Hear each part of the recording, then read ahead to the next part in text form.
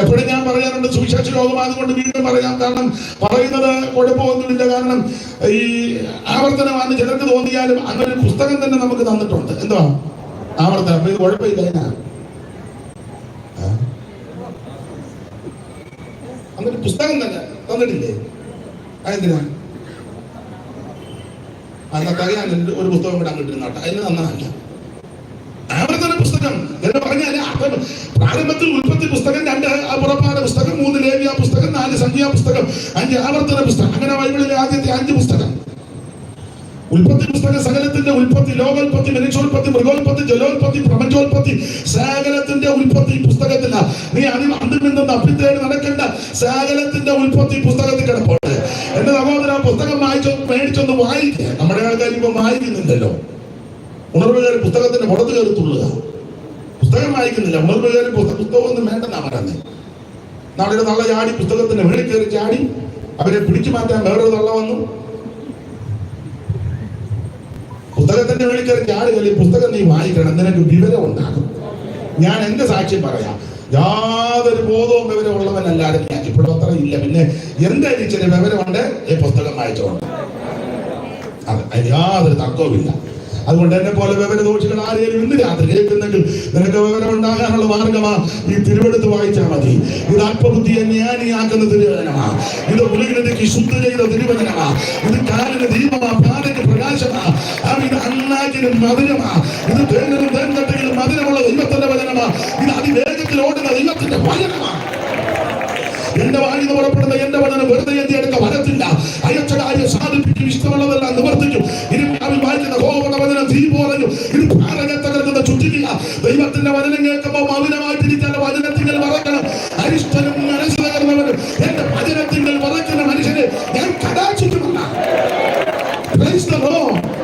ദൈവവചനം നമുക്ക് അറിവും വിവരവും ഉണ്ടാക്കി തരുന്ന ദൈവവചനം, അതായി സുവിശേഷം. ഒരു പ്രാരംഭത്തിൽ ഉൽപ്പത്തി പുസ്തകം, പിന്നെ പുറപ്പാട് പുസ്തകം. പുറപ്പാട് ദൈവജനത്തിന്റെ പുറപ്പാടാണ്. ലേവ്യ പുസ്തകം ആ ജനത്തിന്റെ ആരാധനകളുടെ ക്രമങ്ങളാണ്. തോന്നിയെടുത്ത് ആരാധിക്കാനും തോന്നുന്നത് പോലെ ആരാധിക്കാനും ഒന്നും വേദപുസ്തകത്തിൽ പ്രമാണമല്ല. ഇതിനെല്ലാം പ്രമാണമുണ്ട്. സംഖ്യാപുസ്തകം കണക്കെടുക്കുന്ന പുസ്തകമാണ്. ആരാധിക്കുന്നവരെയൊക്കെ ദൈവം ഒന്ന് എണ്ണുക. നമ്മളെയൊക്കെ ദൈവം എണ്ണി വെച്ചിരിക്കുക.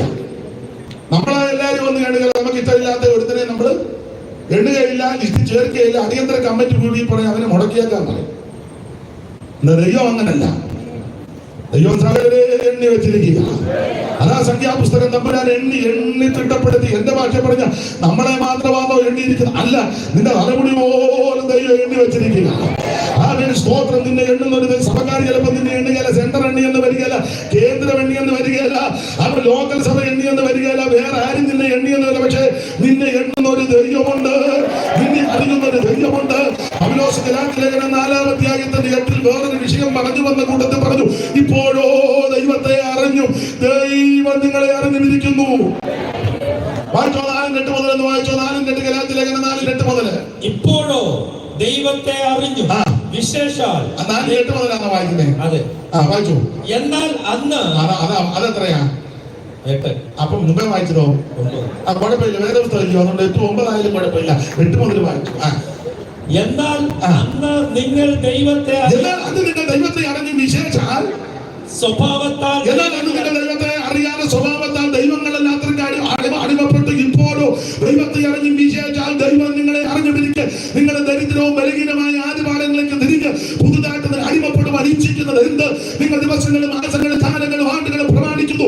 ഞാൻ നിങ്ങൾക്ക് വേണ്ടി അധ്വാനിച്ചത് വെറുതെ എന്ന് വേറൊരു വിഷയത്തിൽ പറയാം. പക്ഷെ ആ പദം നിങ്ങൾ ശ്രദ്ധിച്ചോ. ഇപ്പോഴോ ദൈവത്തെ അറിഞ്ഞു. അടുത്തവന് വിശേഷാൽ ദൈവം നിങ്ങളെ അറിഞ്ഞിരിക്കുക.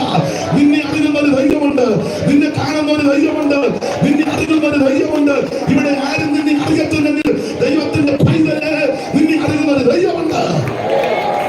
ആ ദൈവം മറ്റാരുമല്ല, സത്യദൈവമായ, ഏകദൈവമായ, നിത്യദൈവമായ, സാക്ഷാൽ ദൈവമായ നസറേയനാകുന്ന യേശുക്രിസ്തു. പൗലോസിന്റെ ഭാഷ നമ്മളെ ഇടപെടുത്ത് പറഞ്ഞാൽ മതാ ദൈവവും നമ്മുടെ രക്ഷിതാവുമാകുന്ന യേശുക്രിസ്തു. ഇന്ന് രാത്രി കർത്താവ് നിന്നെ അറിഞ്ഞിരിക്കുക. ദൈവം നമ്മെ എണ്ണി തിട്ടപ്പെടുത്തിരിക്കുക. സംഖ്യാപുസ്തകം എണ്ണമെടുക്കുന്ന പുസ്തകമാണ്. ഇവിടെ എല്ലാവരെ എണ്ണി വെച്ചിരിക്കുക. തലമുടി പോലും എണ്ണി തിട്ടപ്പെടുത്തിയിരിക്കുക.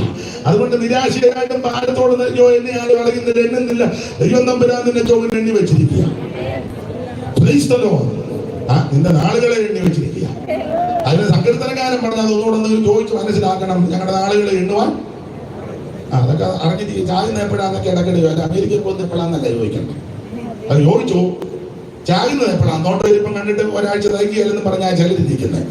ആയിക്കോട്ടെ, എന്നാൽ ഇത് ചോദിക്കുന്നത് നല്ലതാ. എന്റെ നാളുകളെ എണ്ണുവാൻ ഞങ്ങള് സ്തോത്രത്തൊക്കെ അറിഞ്ഞിരിക്കണം. അറിഞ്ഞ് ഒരുങ്ങി നല്ല വടവടാന്നിരുന്നോണം. അപ്പൊ ശ്രദ്ധിക്കുക, സംഖ്യാപുസ്തകം എണ്ണമെടുക്കുന്ന പുസ്തകമാണ്. ഇവരെ എണ്ണി തിട്ടപ്പെടുത്തി 2 സ്ഥലത്ത് വെച്ചാൽ ഇവരെ ദൈവം തമ്പുരാൻ എണ്ണിയെന്ന് അതിന്റെ 26-ാം അധ്യായത്തിന്റെ 63 അല്ലയോ? സംഖ്യാപുസ്തകം 26-ന്റെ 63 അല്ലയോ? ദൈവദാസനെ ചെറിയ കണ്ണിക താഴെ യെരിഹോവിന്റെ സമീപത്ത് യോർദാൻ അരികെ മോവാബ് സമഭൂമിയിൽ വെച്ച് ഇസ്രായേൽ മക്കളെ എണ്ണിയപ്പോൾ മോശയ്ക്ക് പുരോഹിതനാകുന്ന എലിയാസർ എണ്ണിയവരെ ഇവരെ തന്നെ അടുത്ത വാക്യം. എന്നാൽ മോശയും അഹരോൻ പുരോഹിതനും സീനായി മരുഭൂമിയിൽ വെച്ച് ഇസ്രായേൽ മക്കളെ എണ്ണിയപ്പോൾ അവർ എണ്ണിയവരിൽ ഒരുത്തനും ഇവരുടെ കൂട്ടത്തിൽ എണ്ണിയ ഒറ്റയൊരുത്തൻ കണ്ടില്ല. എന്റെ വാക്യം പറഞ്ഞ എണ്ണിയ പുള്ളിയില്ലായിരുന്നു. എണ്ണിയ ഒരുത്തനും ഇല്ല, അവസാനം എണ്ണിയ പുള്ളി ഇല്ല. നമ്മളെല്ലാവരും എണ്ണിയച്ച അവസാനം നമ്മളങ്ങില്ലെങ്കിലോ? അച്ഛൻ കടന്നു പോയെങ്കിൽ അച്ഛൻ പറഞ്ഞ പദം കടമെടുക്കുക. അച്ഛൻ പണ്ട് പറഞ്ഞു, എല്ലാവരും ഒന്നും നേടിയില്ലെങ്കിലും നീ നിന്നെ നേടിക്കോണം. സ്തോത്രം.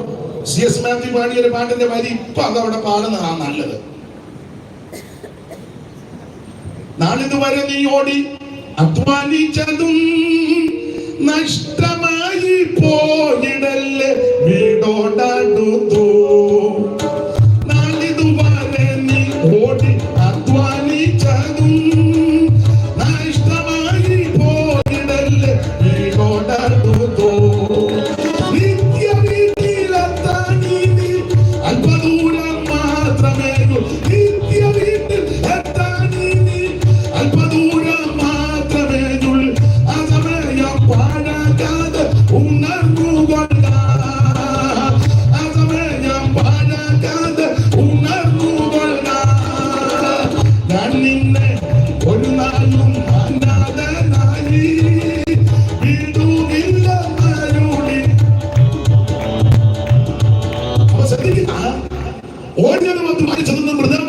നമ്മളെ എണ്ണുന്ന ഒരു ദൈവമുണ്ട്. അതാണ് സംഖ്യാപുസ്തകം, ആവർത്തന പുസ്തകം. പുതിയ കാര്യമൊന്നുമില്ല. ഈ കാര്യമെല്ലാം കൂടെ ഒന്ന് ഓർപ്പിക്കുക. അതാ ആവർത്തനം. ദൈവം നിന്നെ നടത്തിയ വിധമൊന്നും നീ മറന്നു പോകരുത്. ദൈവം നിന്നെ അവൻ പുലർത്തിയ വിധമൊന്നും മറക്കരുത്. ഓർത്തോർത്ത് ദൈവത്തിന് സ്തോത്രം ചെയ്യണം. അതാണ് ആവർത്തന പുസ്തകം. ആവർത്തന പുസ്തകത്തിലെ പ്രയോജനങ്ങളൊക്കെ നമുക്കറിയാം. നിങ്ങൾ ശ്രദ്ധിച്ചിട്ടുണ്ട്. ഇസ്രായേലെ കേൾക്ക, ഇസ്രായേലെ ഓർക്ക, ഇസ്രായേലെ മറക്കരുത്, ഇസ്രായേലെ ചെവിയായിക്ക, ഇസ്രായേലെ ശ്രദ്ധ വെച്ച് കേൾക്കുക, ഇസ്രായേലെ ശ്രദ്ധിക്കുക, പൂർവ്വ ദിവസങ്ങളെ ഓർക്കുക, പണ്ടത്തെ കാലങ്ങൾ മറക്കരുത് എന്ന് പറഞ്ഞാൽ പഴയതെല്ലാം ആ ദൈവം തമ്പുരാൻ നടത്തിയ വിധങ്ങൾ, വഴികൾ ഓർത്തോർത്തോർത്ത് ദൈവത്തിന് മഹത്വം കൊടുക്കണം. അതെന്തിനാ ആവർത്തന പുസ്തകം എടുത്തെന്ന് ചോദിച്ചാൽ മറക്കരുത്. അതിനെ മറക്കുമോ? മറക്കും. മറവിയുണ്ടല്ലോ. സങ്കീർത്തനത്തിലുണ്ടവർ വേഗത്തിൽ അവന്റെ പ്രവർത്തികളെ മറന്നു കളഞ്ഞു. നല്ല കാര്യമെല്ലാം നമ്മൾ മറക്കും. ഈ കൊന്ത്രാക്കൊള്ളി എല്ലാം ഓർത്തോണ്ടിരിക്കുകയും ചെയ്യും. അതാ ഈ മസിൽ പിടിച്ച് പറഞ്ഞിരിക്കുന്നത്, ഉടുക്കൊപ്പിച്ചിരിക്കുക. പിന്നെ നമുക്ക് ലക്ഷണമൊക്കെ കാണുമ്പം പിന്നെ ദൈവം നടത്തിയ വിധം ഓർത്താൽ ദൈവത്തിന് മഹത്വം കൊടുത്തോണ്ടിരിക്കും. നമ്മളെക്കാൾ മിടുക്കന്മാർ, ഉന്നതന്മാർ മാറ്റപ്പെട്ടപ്പോൾ ദൈവം നിനക്ക് ആയുസ് നൽകി. വാഹനത്തിൽ യാത്ര ചെയ്തപ്പോൾ ദൈവം നിന്നെ സൂക്ഷിച്ചു. അവൻ മിടുക്കന്മാരും ശ്രേഷ്ഠന്മാരും ഒക്കെ മൺമറഞ്ഞു. ദൈവം നിനക്ക് ആയുസ് തന്നു. ദൈവം നിനക്ക് നല്ല ഭാവി തന്നു. ദൈവം നിനക്ക് ശുശ്രൂഷ നൽകി. ദൈവം നിനക്ക് ആരോഗ്യം നൽകി. ഇതെല്ലാം ഓർത്തോർത്ത് ദൈവത്തിന് മഹത്വം കൊടുക്കണം. സ്തോത്രം ചെയ്യുകയും അവൻ നല്ലവനല്ലോ, അവന്റെ ദയ എന്നേക്കുമുള്ളത്.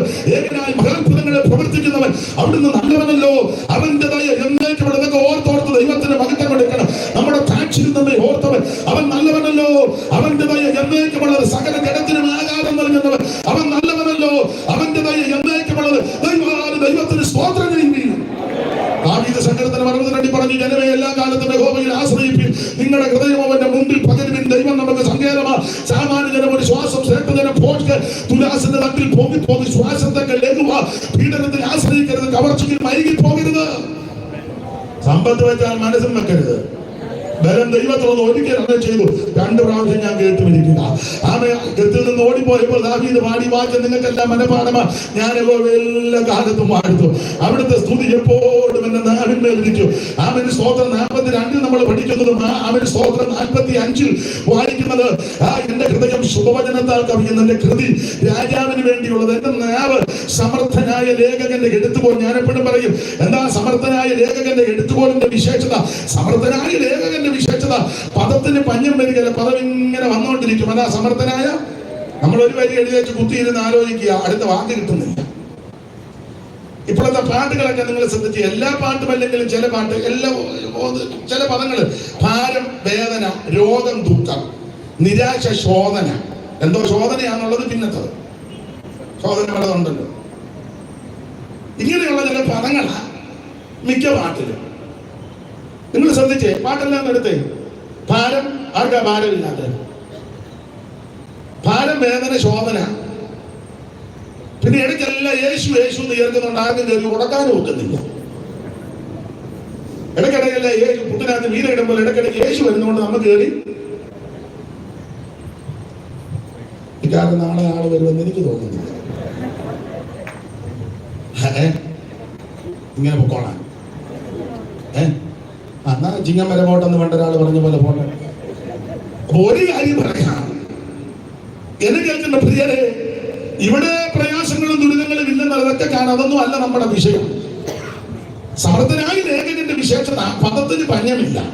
പദം ഇങ്ങനെ വന്നുകൊണ്ടിരിക്കുമ്പോൾ അധ്യാത്മരാമായണത്തിൽ എഴുത്തച്ഛൻ മുഖവരിയായിട്ട് കൊടുത്തു, ഭാരതി പദാവലി തോന്നണം കാലേ കാലേ വാരുതി തന്നിൽ തിരമാലകൾ എന്ന പോലെ. എന്ന് പറഞ്ഞാൽ വാരുതി സമുദ്രം, ആ സമുദ്രത്തിലെ തിരമാലകൾ ഇന്ന് ഇങ്ങനെ വരുന്നത് പോലെ ഭാരതി പദാവലി പദസഞ്ചയങ്ങള് ഇങ്ങനെ വന്നുകൊണ്ടിരിക്കണമെന്ന്. എന്ന് പറഞ്ഞ ഒരു തിരമാല വന്ന് 10 മിനിറ്റ് കഴിഞ്ഞല്ല വേറൊരെണ്ണം വരുന്ന, അതിങ്ങനെ വന്നുകൊണ്ടിരിക്കുക എന്ന് പറഞ്ഞ പോലെ തിരമാലകൾ ഇങ്ങനെ വരുന്നത് പോലെ പദാവലികൾ ഇങ്ങനെ വരണം. അതാ സമർത്ഥനായ ലേഖകന്റെ എടുത്തുപോലെ. പദത്തിന് പഞ്ഞമില്ല. സങ്കീർത്തനക്കാരൻ പറയാൻ കാര്യം, ഒരു ദൈവവൈതൽ ദൈവസന്നിധിക്ക് വന്നാൽ പദത്തിന് പഞ്ഞമില്ലാത്ത സമർത്ഥനായ എഴുത്തുകാരന്റെ എഴുത്തുകോളും എഴുതുന്നത് പോലെ ദൈവസന്നിധി വരുന്ന ഒരു ദൈവവൈതൽ ഇടതടവില്ലാതെ ദൈവത്തിന് മഹത്വം കൊടുക്കണം. അതെന്തിനാണെന്ന് ചോദിച്ചാൽ, ദൈവം തന്നെ നടത്തിയ വിധം, ദൈവം തന്നെ പുലർത്തിയ വിധം, ദൈവം തന്നെ സൂക്ഷിച്ച വിധം. അതാണ് ആവർത്തന പുസ്തകം. മറക്കരുത്, ഓർത്തോർത്ത് ദൈവത്തിന് മഹത്വം കരയറ്റണം. ഫിലിപ്പിയ ലേഖനത്തിൽ പൗലോസ് അതല്ലേ പറഞ്ഞത്? ആവർത്തനമല്ലേ വായിച്ച 3:1. ഫിലിപ്പിയ ലേഖനം ആവർത്തനമല്ലയോ പറഞ്ഞേക്കുന്നത്? 3:1. ഒന്നുകൂടെ വായിച്ചു. ഫിലിപ്പിയർ 3:1. നമുക്ക് അറിവുള്ള വാക്യമാണ്. ദൈവത്തിന് സ്തോത്രം. ഒടുവിൽ എന്റെ സഹോദരന്മാരെ കർത്താവിൽ സന്തോഷിപ്പിൻ. അതേ കാര്യം നിങ്ങൾക്ക് പിന്നെയും എഴുതുന്നതിൽ. പിന്നെയും ആവർത്തനമാണ്. നേരത്തെ പറഞ്ഞ സന്തോഷിക്കണമെന്ന്, സന്തോഷിക്കുകയല്ല. അതുകൊണ്ടാ പിന്നെ നേരത്തെ പറഞ്ഞതല്ലേ സന്തോഷിക്കുകയല്ല. കൈപ്പുള്ള കഷായം കുടിച്ച പോലെ ഇരിക്കുന്നത്, മുഖത്തൊരു ഷേപ്പ് കേട്ടു. അതുകൊണ്ടാണ് പിന്നെയും പറയുകയാണ്. നേരത്തെ പറഞ്ഞതാ. അപ്പൊ നേരത്തെ പറഞ്ഞിട്ട് ഒക്കാതെ വന്നിട്ടാ പിന്നെയും പറയുന്നത് സന്തോഷിക്കണം. ഞാൻ പറഞ്ഞതിന്റെ സാരം ആവർത്തനമാണ്. അപ്പൊ അതുകൊണ്ട് ഇന്ന് രാത്രി നമുക്ക് വീണ്ടും അങ്ങനെയൊക്കെ ദൈവവചനം ചിന്തിക്കാം.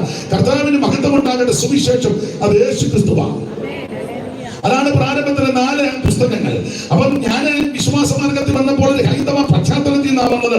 അപ്പോൾ ഒന്നും അറിയത്തില്ല. ഇപ്പോഴും ഒന്നും അറിയാൻ മേല. അറിയാവുന്നത് തിട്ടമായിട്ട് പറയുന്നുണ്ട്, എല്ലാം ഒന്നും അറിയത്തില്ല. എനിക്ക് വേറെ പുസ്തകം പഠിക്കും തോറും കേൾക്കും തോറും മനസ്സിലായി അറിവില്ലെന്നുള്ളതാണ്. ഒന്നും അറിയത്തില്ലെന്നുള്ളതാണ് അതിന്റെ പരമാർത്ഥം. ഓരോ പ്രാവശ്യവും കേൾക്കുമ്പോൾ, പഠിക്കുമ്പോൾ, ധ്യാനിക്കുമ്പോൾ, ശ്രേഷ്ഠരായ കർത്തദാസന്മാരിൽ കൂടി വചനം കേൾക്കുമ്പോൾ ഒരു കാര്യം എനിക്ക് ബോധ്യപ്പെടും. എന്റെ ഭാഷയിൽ പറയാം, ഒരു ചുക്കും പെണ്ണാന്ന് പറയാൻ മേല. എന്റെ അനുഭവമാണ്. നമ്മൾ വീണ്ടും വീണ്ടും ധ്യാനിക്കുകയും പഠിക്കുകയും കർത്താവിൽ സന്തോഷിക്കുകയും ചെയ്യുക. അപ്പോൾ ആരംഭകാലത്ത് ധരിച്ചു വെച്ചത് 4 സുവിശേഷമുണ്ടെന്ന. എന്നാൽ കാരണം മത്തായി, മർക്കോസ്, ലൂക്കോസ്, യോഹന്നാൻ. എന്നാൽ സഭയിൽ വന്ന് ആദരണീയ കർത്തദാസന്മാർ ദൈവത്തിന്റെ വചനം പഠിപ്പിച്ചപ്പോൾ, അത് കേട്ടപ്പോൾ, ഗ്രഹിച്ചപ്പോൾ മനസ്സിലായി 4 സുവിശേഷമില്ല. സുവിശേഷം ഒന്നേ ഉള്ളൂ. അത് നസറയനാകുന്ന യേശു ക്രിസ്തു. പിന്നെ 4 പേര് സുവിശേഷത്തിന്റെ വിശേഷതകളാ 4 പേരും എഴുതിയിരിക്കുന്നത്. കർത്താവിന് മഹത്വം ഉണ്ടാകട്ടെ. അവിടുന്ന് രാജാവാണ് യേശു ക്രിസ്തു. അവിടുന്ന് സമ്പൂർണ്ണ മനുഷ്യനായി ഭൂമിയിൽ ജീവിച്ചു. അവിടുന്ന് സമ്പൂർണ്ണ ദൈവമായി ഭൂമിയിൽ ജീവിച്ചു. അവിടുന്ന് ദാസരൂപമെടുത്ത മഹത്വകതയ യേശുക്രിസ്തുവിന്റെ രാജത്വവും ദൈവത്വവും മനുഷ്യത്വവും അവിടുന്ന് ദാസരൂപമെടുത്ത വിശേഷതകളാണ് ഈ 4 പേരും രേഖപ്പെടുത്തിയിരിക്കുന്നത്. അപ്പോൾ സുവിശേഷം ഒന്നേ ഉള്ളൂ, അത് നസറയനാകുന്ന യേശുക്രിസ്തു. ഒരു വിഭാഗത്തിന്റെ മതത്തിന്റെ സംഘടനയുടെ സഭയുടെ ആളല്ല ക്രിസ്തു. അവിടുന്ന് മുഴു ലോകത്തിന്റെ ദൈവമാണ്. ആർക്കും ഏത് കുലത്തിലും കുടുംബത്തിലും നിറത്തിലും നിലവാരത്തിൽപ്പെട്ടവർക്കും യേശുവിനെ അറിയാം, ആരാധിക്കാം, അംഗീകരിക്കാം, അനുഗമിക്കാം, ആരാധിക്കാം. അവിടുന്ന് എല്ലാവരുടെയും ദൈവമാണ്. അതുകൊണ്ട് അനുഗമിക്കുന്നെങ്കിൽ യേശുവിനെ അനുഗമിക്ക്, ആരാധിക്കുന്നെങ്കിൽ യേശുവിനെ ആരാധിക്ക്, സേവിക്കുന്നെങ്കിൽ യേശുവിനെ സേവിക്ക്, സ്നേഹിക്കുന്നെങ്കിൽ യേശുവിനെ സ്നേഹിക്ക്. ഇന്ന് രാത്രി നിന്നെ തള്ളിക്കളയാത്ത, ഉപേക്ഷിക്കാത്ത, ചേർത്തടയ്ക്കുന്ന നസറായൻ ഇന്ന് രാത്രി നമ്മുടെ നടുവിൽ വന്നിട്ടുണ്ട്. മാറത്ത് പങ്കച്ച് കിട്ടുവനാൽ ചുട്ടുപഴുപ്പിച്ച വെള്ളോടിന് സദൃശമുള്ള ഭാരമുള്ളവനാൽ 7 നക്ഷത്രം വലങ്ങിൽ പിടിച്ച് നിലവിളക്കിന്റെ നടുവിൽ നിലയങ്കി ധരിച്ച് നടകൊള്ളുന്ന നസറായൻ ഇന്ന് രാത്രി നമ്മുടെ നടുവിലുണ്ട്. അനുഭവിക്കുന്ന ദൈവമക്കളെ ഓർത്ത് ഇന്ന് രാത്രി ദൈവത്തെ സ്തുതിക്കുക. യേശു നമ്മുടെ നടുവിലുണ്ട്. അപ്പൊ അതാണ് സുവിശേഷം. അത് അധികം വിസ്തരിക്കുന്നില്ല, ആ ഭാഗത്തേക്ക് അധികം പോകുന്നില്ല. ഇന്നലെയൊക്കെ അത് നന്നായിട്ട് പറഞ്ഞല്ലോ, പ്രാരംഭ ദിവസമായതുകൊണ്ട് ആ ഭാഗത്തേക്ക് അധികം പോകുന്നില്ല. എടുത്ത വാക്യത്തോട് കൂടി വരണം. അപ്പോൾ സുവിശേഷത്താൽ ആയിരത്തരായ അപ്പോസ്തലന്മാർ, ആ അപ്പോസ്തലന്മാരുടെ പ്രവൃത്തികളാണല്ലോ അപ്പോസ്തല പ്രവൃത്തി, അല്ലെങ്കിൽ പരിശുദ്ധാത്മാവിന്റെ പ്രവൃത്തികൾ. ആ പരിശുദ്ധാത്മാവിന്റെ പ്രവൃത്തികളാലും അപ്പോസ്തലന്മാരുടെ പ്രവർത്തനങ്ങളാൽ നിരവധി സഭകൾ ഉടലെടുത്തു. ആ സഭയെല്ലാം കർത്താവിന്റെ വരവനായി ഒരുങ്ങുവാൻ, ആ സഭയെ വാട്ടം, കറ, ചുരുക്കം, മാലിന്യം ഒന്നുമില്ലാതെ ശുദ്ധയുമായി തനിക്ക് മുൻനിർത്തേണ്ടതിനും കർത്താവിന്റെ മണവാട്ടിയായി ഒരുക്കി ആ കർത്താവിന്റെ വരവിൽ എടുക്കപ്പെടുവാൻ കടതീർന്ന ഉപദേശ കാര്യങ്ങൾ നിരത്തി വച്ചിരിക്കുന്ന പുസ്തകങ്ങളാണ് റോമാലേഖനം മുതൽ യൂദയുടെ ലേഖനം വരെ 21 ലേഖന പരമ്പരകളാണ്. റോമാലേഖനം വിശ്വാസത്താലുള്ള നീതീകരണമാണ്, നമുക്കറിയാം. ആ നീതീകരിക്കപ്പെട്ട വിശുദ്ധന്മാരുടെ വിശുദ്ധീകരണമാണ് കൊരിന്ത്യലേഖനം. അങ്ങനെ വിശുദ്ധീകരിക്കപ്പെട്ട വിശുദ്ധന്മാർക്ക് സ്വാതന്ത്ര്യം ക്രിസ്തുവിൽ, ആ സ്വാതന്ത്ര്യമാണ് ഗലാത്യലേഖനം. അങ്ങനെ സ്വാതന്ത്ര്യപ്പെട്ട ആ ദൈവകുഞ്ഞുങ്ങളുടെ ആ ഒരു സ്തോത്ര സ്ഥാനമാനങ്ങളാണ് എഫേസ്യ ലേഖനത്തിൽ വായിക്കുന്നത്. അങ്ങനെ എഫേസ്യ ലേഖനത്തിൽ സ്ഥാനമാനങ്ങളോ അവൻ കരുതി സൂക്ഷിച്ചു പോകുന്നവർക്ക് സന്തോഷമുണ്ട്. അതാണ് ഫിലിപ്പിയ ലേഖനം. അവൻ എന്തിനേറെ ഞാൻ അധികം വിവരിക്കുന്നില്ല. ഫിലിപ്പിയ ലേഖനം നമ്മുടെ സന്തോഷമാണ്. നമുക്ക് വലിയ സന്തോഷമൊന്നുമില്ല. ചിലക്ക് അങ്ങനെ ഇരിക്കുമ്പോൾ സന്തോഷം, എന്നാൽ ദൈവമക്കൾക്ക് എപ്പോഴും സന്തോഷമാണ്. കർത്താവിൽ എപ്പോഴും സന്തോഷിക്കണം. ഈ ലോകത്തിൽ സന്തോഷിക്കാൻ പറയുന്നുണ്ടെങ്കിൽ ദൈവമക്കൾക്കേ ഉള്ളൂ. അങ്ങനെ താഴോട്ടുള്ള ലേഖനത്തിന്റെ കാര്യങ്ങൾ ഇപ്പൊ പറയുന്നത്. ഒടുവിൽ യൂദയുടെ ലേഖനം 21 ലേഖനങ്ങളിൽ നമുക്കറിയാം. സിംഹഭാഗ ലേഖനങ്ങളും പൗലൂസിനാൽ എഴുതപ്പെട്ട ലേഖനമാണ് ഏതാണ്ട് 14 ലേഖനം. ശുദ്ധമുള്ള ലേഖനം യാക്കോബിന്റെ 1 ലേഖനം, യൂദയുടെ 1 ലേഖനം, പത്രോസിന്റെ 2 ലേഖനം, യോഹന്നാന്റെ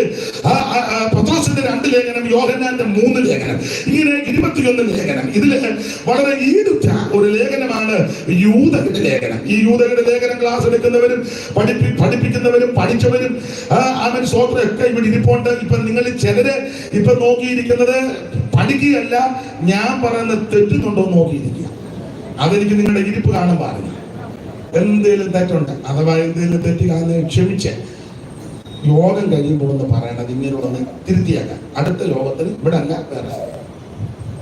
അപ്പൊ ശ്രദ്ധിക്കുക, യൂദയുടെ ലേഖനം വളരെ ഈടുറ്റി ആഴമേറിയ ഒരു ലേഖനമാണ്. കർത്താവിന്റെ മഹത്വം അത് മുമ്പോട്ട് ഓടിച്ചു പോകാം. 1-2 കാര്യങ്ങൾ ലേഖനത്തെ പറ്റി പറഞ്ഞ് എടുത്ത വാക്യത്തോട് കൂടുപുലർത്തി നിശ്ചയിക്കപ്പെട്ട സമയത്ത് മെസ്സേജ് നിർത്തുവാൻ കർത്താവിൽ ശരണപ്പെടുക. അപ്പോൾ യൂദയുടെ ലേഖനം, ഈ ലേഖനം ആരെഴുതി?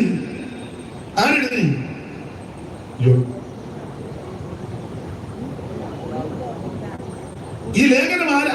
ലേഖനം ആരാ എഴുതിയത്? യൂദ. ഏത് യൂദ?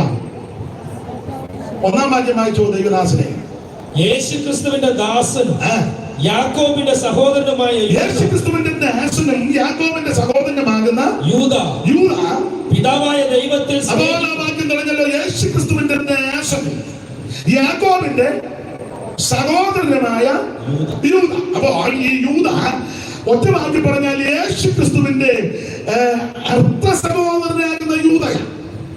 കാരണം നമ്മുടെ കർത്താവാകുന്ന യേശുക്രിസ്തുവിനെ പ്രസവിച്ച അനന്തരം മറിയം വീണ്ടും മക്കളെ പ്രസവിച്ചു. ആ അമ്മയ്ക്ക് വീണ്ടും മക്കളുണ്ടായി. അതുകൊണ്ടാണ് വേർപെട്ട ദൈവമക്കൾ, വചനം വിശ്വസിക്കുന്നവർ, വചനത്തിൽ അടിസ്ഥാനപ്പെട്ടു പോകുന്നവർ മറിയം എന്ന് പറയുന്ന മാന്യ മഹതിയെ നിത്യകന്യകയായി അംഗീകരിക്കാത്തതും ആരാധിക്കാത്തതും. അമ്മയോട് വൈരാഗ്യം ഉണ്ടായിട്ടില്ല. അമ്മയെന്നും അമ്മ തന്നെ, അതിന് യാതൊരു മാറ്റമില്ല. ഇതുപോലെ വിലമതിക്കപ്പെട്ട മഗതിയായ മാന്യയായ വിവരമുള്ള പരിജ്ഞാനമുള്ള അന്തസ്സുള്ള, എന്റെ ഭാഷയെ പറഞ്ഞ ഇതുപോലൊരു അമ്മ ഉലകത്തിൽ ഉണ്ടായിട്ടില്ല, ഇനി ഉണ്ടാകുമെന്ന് എനിക്ക് വലിയ പ്രതീക്ഷയില്ല. അത്ര ശ്രേഷ്ഠയായ അമ്മയാണ് യേശു ക്രിസ്തുവിനെ പ്രസവിച്ച അവൻ അമ്മ മറിയം. പക്ഷെ മറിയം നിത്യ കന്യകയല്ല. അവൻ സ്തോത്രം, മറിയം യേശുവിന്റെ അമ്മ സമ്മതിച്ചു ഈ നിത്യകന്യകയല്ല. കാരണം വീണ്ടും മക്കളെ പ്രസവിച്ചു, അമ്മയ്ക്ക് വീണ്ടും മക്കളുണ്ട്. അതുകൊണ്ടാണ് ആ മറിയത്തെ ആരാധിക്കാത്തത്, മറിയത്തെ നിത്യകന്യകയായിട്ട് ഉൾക്കൊള്ളാത്തത്. വൈരാഗ്യം ഉണ്ടായിട്ടല്ല. ഒരു കാര്യം ഇടയ്ക്ക് കയറി പറയാ, ആരാധിക്കേണ്ടത് ആരെയാന്ന് ചോദിച്ചാൽ യേശുവിനെ ആരാധിക്കണം. നിങ്ങൾക്കെല്ലാം വചനത്തിൽ തിട്ടമുള്ളവരാ. ആ പൊന്നും മൂറും കുന്തിരിക്കമെല്ലാം കൊണ്ടുവന്ന് അമ്മയും മകനും അടുത്ത് കിടക്കുക. അവൻ അവിടുത്തെ തൃപ്പാനത്തിൽ കാഴ്ചവെച്ച് വീണു വണങ്ങി അവനെ നമസ്കരിച്ചെന്ന അവൻ ആരാധനക്ക് യോഗ്യൻ നസറയനാകുന്ന യേശു ക്രിസ്തു. ആരെ ആരാധിക്കണം? യേശുവിനെ ആരാധിക്കണം. ആരെ ആരാധിക്കരുത്? വേറെ ആരെ ആരാധിക്കരുത്? മനുഷ്യനെ ആരാധിക്കരുത്, മൃഗങ്ങളെ ആരാധിക്കരുത്, പ്രകൃതിയെ ആരാധിക്കരുത്, കാറ്റിനെ ഒന്നും ആരാധിക്കരുത്. അവൻ അതിൽ നിന്ന് ഒന്നും നീ ആരാധിക്കരുത്. സൂര്യനെ, ചന്ദ്രനെ, നക്ഷത്രത്തെ ആരാധിക്കരുത്. ഈ പ്രകൃതിയെ ആരാധിക്കരുത്. അവൻ പൂജന ഖേജന വസ്തുക്കളെ ഒന്നും ആരാധിക്കരുത്. അവൻ ആരാധിക്കേണ്ടത് സർവജ്ഞനായ ദൈവത്തെയാണ്. ആരെ ആരാധിക്കണം? ദൈവത്തെ ആരാധിക്കണം. ആരെ ആരാധിക്കരുത്? വേറെ ആരെ ആരാധിക്കരുത്? പട്ടിയെ, പാമ്പിനെ, പന്നിയെ, പൂച്ച, ധാര ഒന്നും ആരാധിക്കരുത്. ഒരു പറവയാതി ആരാധിക്കരുത്. ആരാധനയ്ക്ക് യോഗ്യൻ നസറയനാകുന്ന യേശു ക്രിസ്തു. അതെ, അവിടുന്ന് ആരാധനയ്ക്ക് യോഗ്യനാ. അവനാ യോഗ്യൻ. വെളിപ്പാട് എടുക്കുന്നില്ല 5-ാം അധ്യായത്തിൽ അവിടുന്ന് യോഗ്യനാകാൻ കാരണം അവിടെ 3-4 പദമുണ്ട്. ഒന്ന്, നീ ഞങ്ങളെ വീണ്ടെടുത്തിരിക്കുന്നു, അതുകൊണ്ട് അവിടുന്ന് ആരാധനയ്ക്ക് യോഗ്യനാ. കുഞ്ഞാടെ, നീ യോഗ്യൻ, നീ മാത്രമായി യോഗ്യൻ, കാരണം ഞങ്ങളെ വീണ്ടെടുത്തിരിക്കുന്നു. വേറൊരു പദമുണ്ട്. അവൻ പുറകോട്ട് നോക്കിയപ്പോൾ കുഞ്ഞാട് അറക്കപ്പെട്ടതുപോലെ എന്ന് പറഞ്ഞ്, അറക്കപ്പെട്ടെന്ന് പറഞ്ഞാൽ അതിന്റെ അർത്ഥം ഇത്രയാ, രക്തം ചൊരിഞ്ഞിട്ടുണ്ട്. കുഞ്ഞാടിന്റെ രക്തം ചീന്തി. അപ്പോൾ രക്തം നന്നവൻ ഒരുവനെയുള്ള നസറയനാകുന്ന യേശു ക്രിസ്തു. ഇവിടെ വന്നവന്റെ രക്തം ഊറ്റിയെടുത്തോണ്ട് പോയപ്പോൾ സ്വന്തം രക്തം ഊറ്റെത്തുന്ന ഒരുവനെയുള്ളൂ, അത് നസറായനാകുന്ന യേശു. അവിടുത്തെ രക്തം പാപം മോചിക്കുന്ന രക്തം, അവിടുത്തെ രോഗശാന്തി വരുത്തുന്ന രക്തം, അവിടുത്തെ രക്തം പാപത്തിന് പരിഹാരം വരുത്തുന്ന രക്തം, അവിടുത്തെ രക്തം നിന്നെ സമാധാനം തരുന്ന രക്തം, അവിടുത്തെ രക്തം നിന്നെ ശുദ്ധീകരിക്കുന്ന രക്തം, അവിടുത്തെ രക്തം ദൈവത്തെ ആരാധിക്കാൻ സത്യരാജ്യം തീർത്ത രക്തം. വെളിപ്പാട് പുസ്തകം പഠിപ്പിക്കുമ്പോൾ ആ രക്തം നമുക്ക് ജയം തരുന്ന രക്തം. അവിടുന്ന് രക്തം ചിന്തി, അതുകൊണ്ട് അവിടുന്ന് ആരാധനയ്ക്ക് യോഗ്യനാണ്. അതേ ഭാഗം പെടുക. അപ്പോൾ ശ്രദ്ധിക്കുക, യേശു ക്രിസ്തു മാത്രമാണ് ആരാധനയ്ക്ക് യോഗ്യൻ. മറിയം നിത്യകന്യകയല്ല. അമ്മയ്ക്ക് വേറെ മക്കളുണ്ടായിരുന്നു. ഒരു വാക്യം വായിച്ചോ, എല്ലാം ഇപ്പം വായിക്കാൻ നേരമില്ല, നിങ്ങൾക്ക് അറിയുകയും ചെയ്യുക. മർക്കോസ് 6:3. ഒത്തിരി വാക്യങ്ങളുണ്ടെങ്കിൽ തെളിവിൽ പോകുന്നു മതി. മർക്കോസ് 6:3. ഇവൻ മറിയയുടെ മകനും ഇവൻ മറിയയുടെ മകനും യാക്കോബ്, യോസേ, യൂദ, ശിമോൻ എന്നവരുടെ സഹോദരനുമായ അച്ഛനല്ലയോ? കൊച്ചാക്കാൻ പറഞ്ഞത് ആ അച്ഛനാണ്. ഇവൻ മറിയയുടെ മകന്. അത് അത്ര നല്ല സുഖത്തിലുള്ള ഒരു പ്രയോഗമല്ല. മറിയ ഇവിടെ ഈ ഏരിയയിലെ രീതി എനിക്കറിയത്തില്ല. സെൻട്രൽ ട്രാവൻകൂറിലെ വിശേഷിച്ച് സണ്ണി അലക്സാണ്ടർ പാസ്റ്റർക്കൊക്കെ അറിയാം. പലരും അവിടെ നിന്ന് വന്നിട്ടുള്ളവരുണ്ട്, അവർക്കറിയാം. അവിടെയൊക്കെ ഇച്ഛപ്രയോഗമുണ്ട്, ബഹുമാന സൂചകമാണ്. പ്രായമുള്ള പിതാക്കന്മാരെയൊക്കെ വിളിക്കുമ്പോൾ ഇച്ഛൻ, തോമാച്ചൻ, ഇച്ഛപ്രയോഗം, തോമാച്ചൻ, ചാക്കോച്ചൻ, അവറാച്ചൻ, കറിയാച്ചൻ, ലൂക്കാച്ചൻ, അങ്ങനെയുള്ള ഇച്ഛൻ ബഹുമാന സൂചകമാണ്. അമ്മ എന്നുള്ളത് ചേർത്ത് പറയും. തങ്കമ്മ, റോസമ്മ, മറിയമ്മ, ചിന്നമ്മ, ലാറാമ്മ, ഏലിയമ്മ, അതെല്ലാം ഒരു ബഹുമാനമാണ്. എന്നാൽ അത്ര ബഹുമാനം കൊടുക്കാത്തവൻ മറിയാമെന്ന് വിളിക്കുകയല്ല, മറിയ. അത് തന്നെ ഇവിടെ. അല്ല, എന്തിനാ നമ്മൾ അങ്ങോട്ടൊക്കെ പോകുന്നത്? നമ്മുടെയൊക്കെ സഭകളിലും ഉണ്ടല്ലോ ചിലടത്ത് ഇച്ചിരി കാശ് ചുറ്റുപാടും, ഇച്ചിരി പിടിപ്പും, ഇച്ചിരി എന്തുവാ അതിന് പറയുന്നത്, വാചകം കിട്ടുന്നില്ല.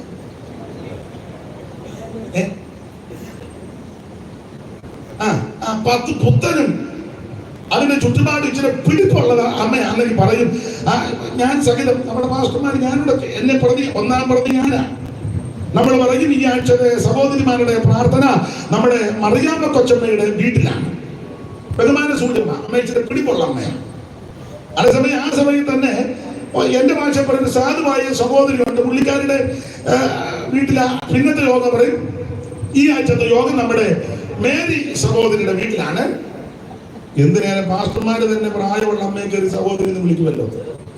എന്നാ പ്രായം കുറഞ്ഞവരെ കയറി കൊച്ചമ്മേന്നും നിങ്ങൾക്ക് ആർക്കും മനസ്സിലാക്കാൻ കഴിയാണോ അതോ എന്നെ പൊട്ടം കളിപ്പിക്കുകയാണോ?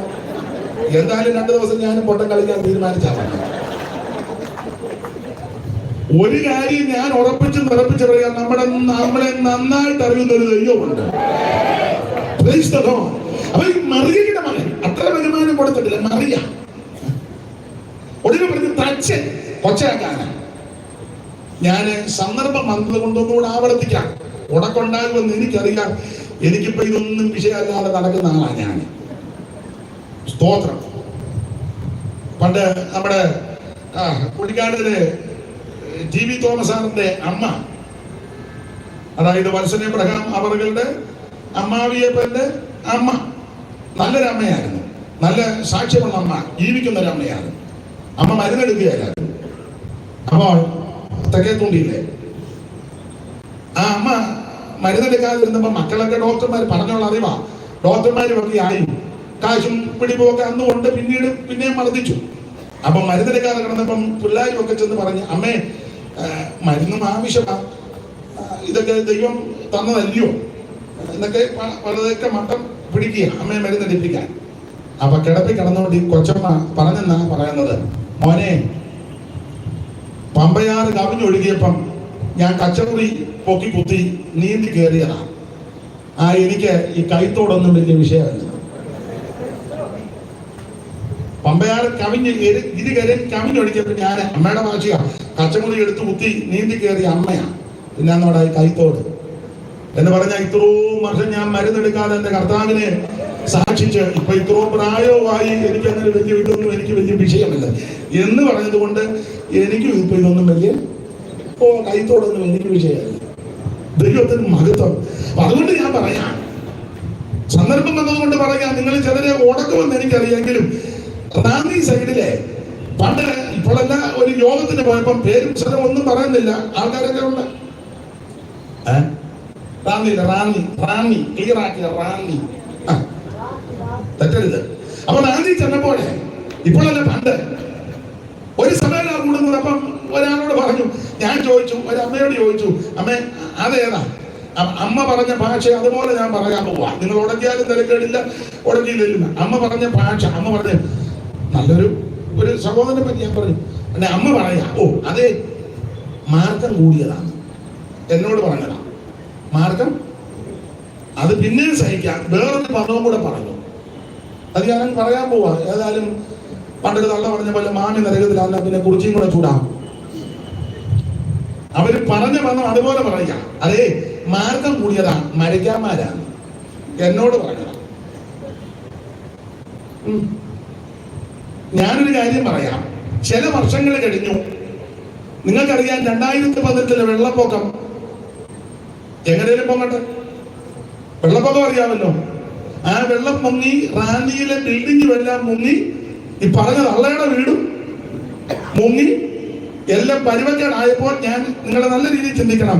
ഈ അമ്മ ആരെ ആക്ഷേപിച്ചോ ആ സഹോദരന്മാരാണ് കൊല്ലത്തിന്ന് വള്ളവുമായിട്ട് വന്ന് ഈ പേട്ട് തള്ളേനെ പൊക്കിക്കൊണ്ട്. നിങ്ങൾ വേറെ സ്വോത്രം പറഞ്ഞ ഞാൻ എല്ലാവരും കോൺട്രാക്ട് എടുത്ത് നടത്തുകയാണ്. സ്വോത്രം പറയാം. അഹങ്കാരികളെ ദൈവം പിടിക്കും. ഞാനാന്നേരം നിങ്ങളാന്നേരം നിങ്ങളോട് ദൈവം എതിർത്ത് നിൽക്കും. താഴ്മയുള്ളവർക്ക് ദൈവം കൃപ കൊടുക്കും. മറ്റുള്ളവരെ സേട്ടറിൽ നിന്നുവാൻ ബഹുമാനിക്കുവാൻ. ആമൻ മറുഭാഷ പറയുന്ന നല്ല കാര്യം. ആമൻ പ്രവർത്തനമല്ല വിഷയം. ആമൻ മറ്റുള്ളവരെ ആദരിക്കുവാൻ. അത് നമ്മുടെ വിഷയത്തിലേക്ക് മടങ്ങി വരാം. ഒറ്റ കാര്യം പറഞ്ഞ് ഞാൻ പാകമൊന്ന് വിടുക. ചിലക്കിതൊന്നും അങ്ങനെ ദഹിക്കുകയല്ലെന്ന് എനിക്കും അറിയാം. അതവിടെ ദഹിക്കാതിരിക്കട്ടെ, അതിന് വേറെ മരുന്നുണ്ട്, അത് നാളെ. അപ്പൊ ഇന്ന് രാത്രി ഓർപ്പിച്ചത് ഇവിടെ യേശുവിനെ കൊച്ചാക്കാൻ പറഞ്ഞ മറിയയുടെ മകൻ. മറിയാമെന്നല്ല, മറിയ ഒടുങ്ങി പറഞ്ഞു തച്ചനല്ലയോ കൊച്ചാക്കാനാ. അത് അന്നും കൊണ്ടായിരുന്നു ഈ അസുഖമുള്ള ആൾക്കാർ. പക്ഷെ അവിടെ ഒന്നും യേശുവിനൊരു കോട്ടവും വന്നിട്ടില്ല. ഒരു കാര്യം എന്നെ കേൾക്കുന്ന ദൈവമക്കളോട്, നിന്നെ താഴ്ത്തിക്കെട്ടാനും ഇകഴ്ത്താനും തറവറ്റിക്കാനും ഒക്കെ നോക്കുമ്പോൾ നീയും ഞാനും ചെയ്യേണ്ടത് മുഴങ്കാലും മേലിരിക്കണം. നിനക്ക് വേണ്ടി പ്രവർത്തിക്കുന്ന ഒരു ദൈവമുണ്ട്. മറുപടി പറയാൻ പോകരുത്, ഉടക്കാൻ പോകരുത്, എതിർക്കാൻ പോകരുത്, അത് കൊണ്ടു കൊടുക്കാൻ പോകരുത്. മുഴങ്കാലും മേലിൽ പ്രാർത്ഥിക്കുമ്പോൾ നിനക്ക് വേണ്ടി യുദ്ധം ചെയ്യുന്നതിന് ദൈവമുണ്ട്.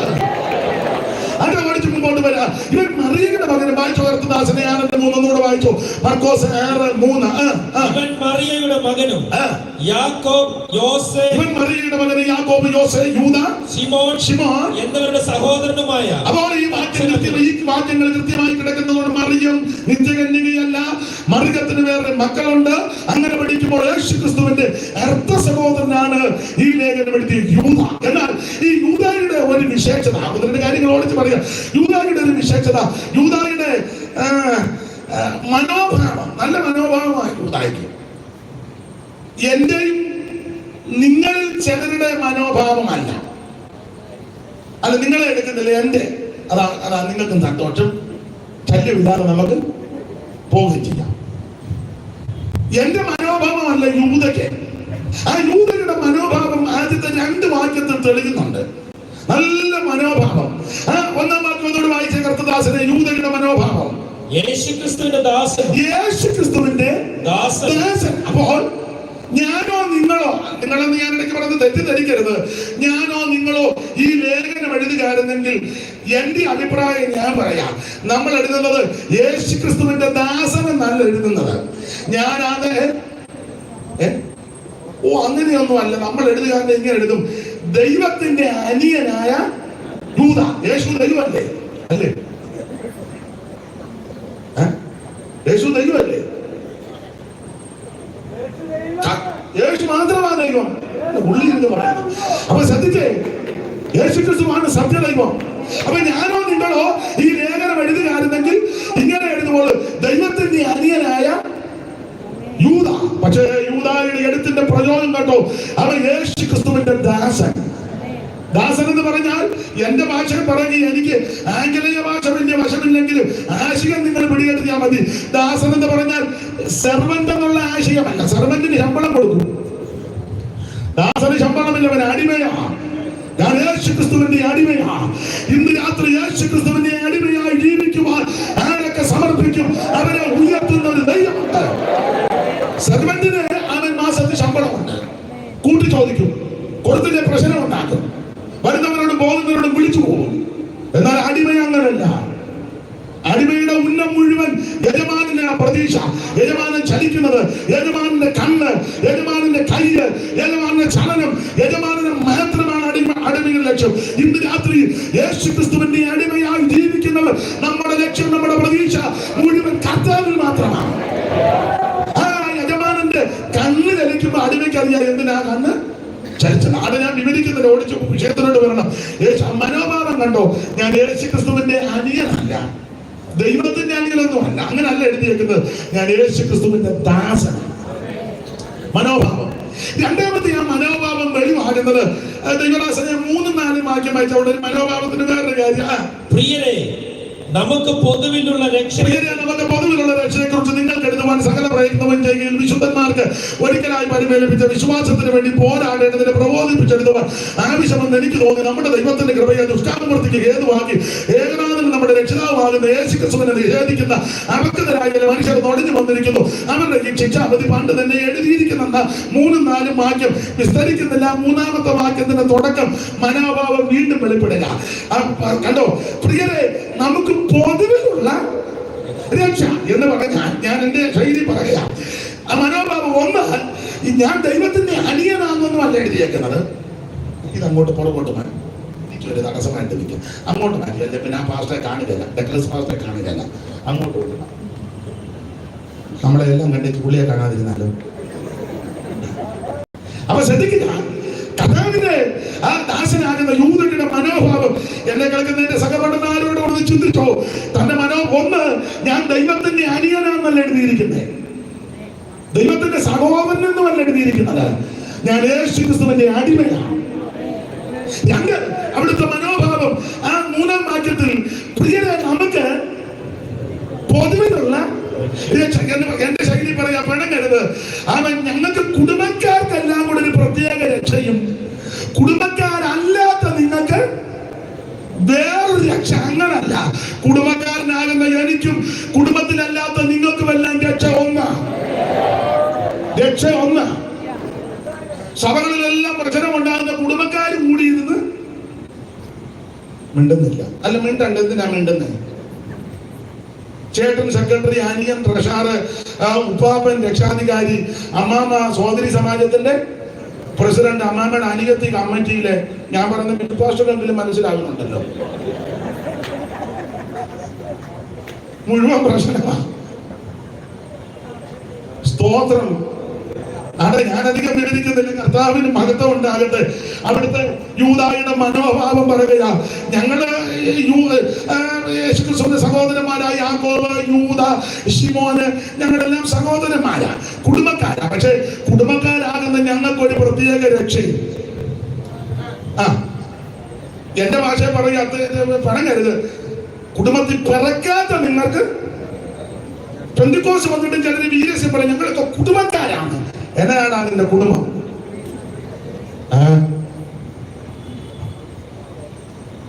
ഇതിനകത്ത് വന്നും വിരിപ്പാണ്. ഞാൻ തന്റെ ജ്ഞാനത്തിലും ധനവാൻ തന്റെ ധനത്തിലും ബലവാൻ തന്റെ ബലത്തിലും പ്രശംസിക്കരുത്. വല്ലവും പ്രശംസിക്കാറുണ്ട് കാൽവരി ക്രൂശില്ല. എന്തെങ്കിലും എനിക്ക് നിങ്ങൾക്കും വല്ലോം രണ്ട് കാര്യം പറയാനുണ്ടെങ്കിൽ അത് കാൽവരി ക്രൂശില്ല. അതുകൊണ്ടാണ് ആ ഭാഗം അധികം വിവരിക്കുന്നത്. യൂദാ പറഞ്ഞത്, കുടുംബക്കാരാകുന്ന ഞങ്ങൾക്ക് പ്രത്യേക രക്ഷയും, കുടുംബത്തിൽ പറക്കാത്ത നിങ്ങൾക്ക് പ്രത്യേക രക്ഷയല്ല. കുടുംബത്തിൽ പറന്ന ഞങ്ങൾക്കും കുടുംബത്തിൽ പറക്കാത്ത നിങ്ങൾക്ക് നമുക്കെല്ലാം പൊതുവിലൊരു രക്ഷ. അത് യേശുക്രിസ്തുവിൽ കൂടി മാത്രമാണ്.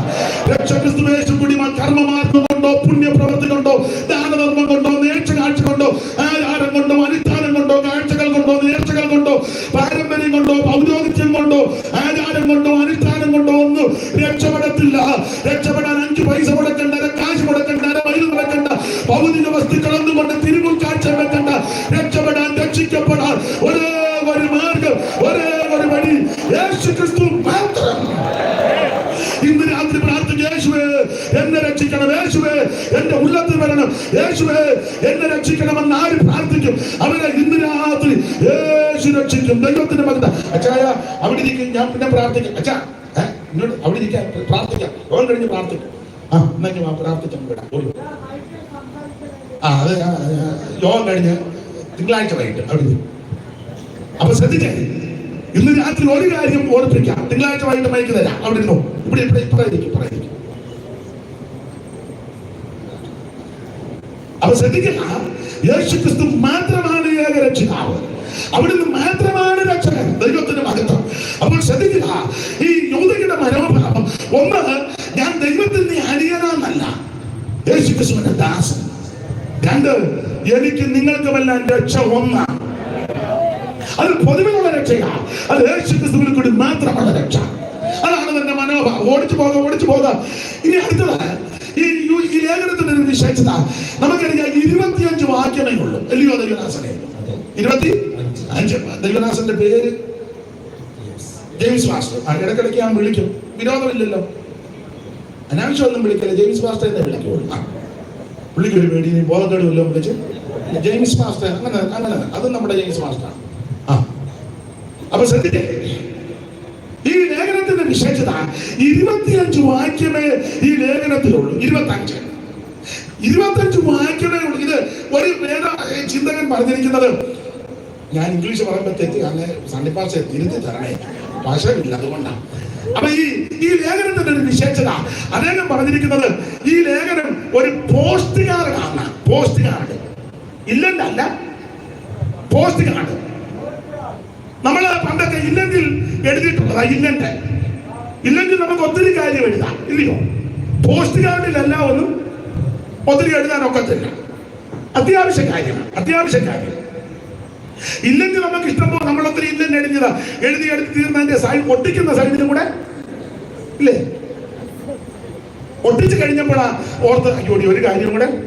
ഉടനെ അത് ആ മടക്കൊന്ന് പൊക്കിയ ചിക്കുനുകുനുകുനുകുനാന്ന് കൊള്ളാം. ഇല്ലെങ്കിൽ എഴുതിയ മുഴുവനെണ്ണോ ഇവിടെ ഇരിക്കുക.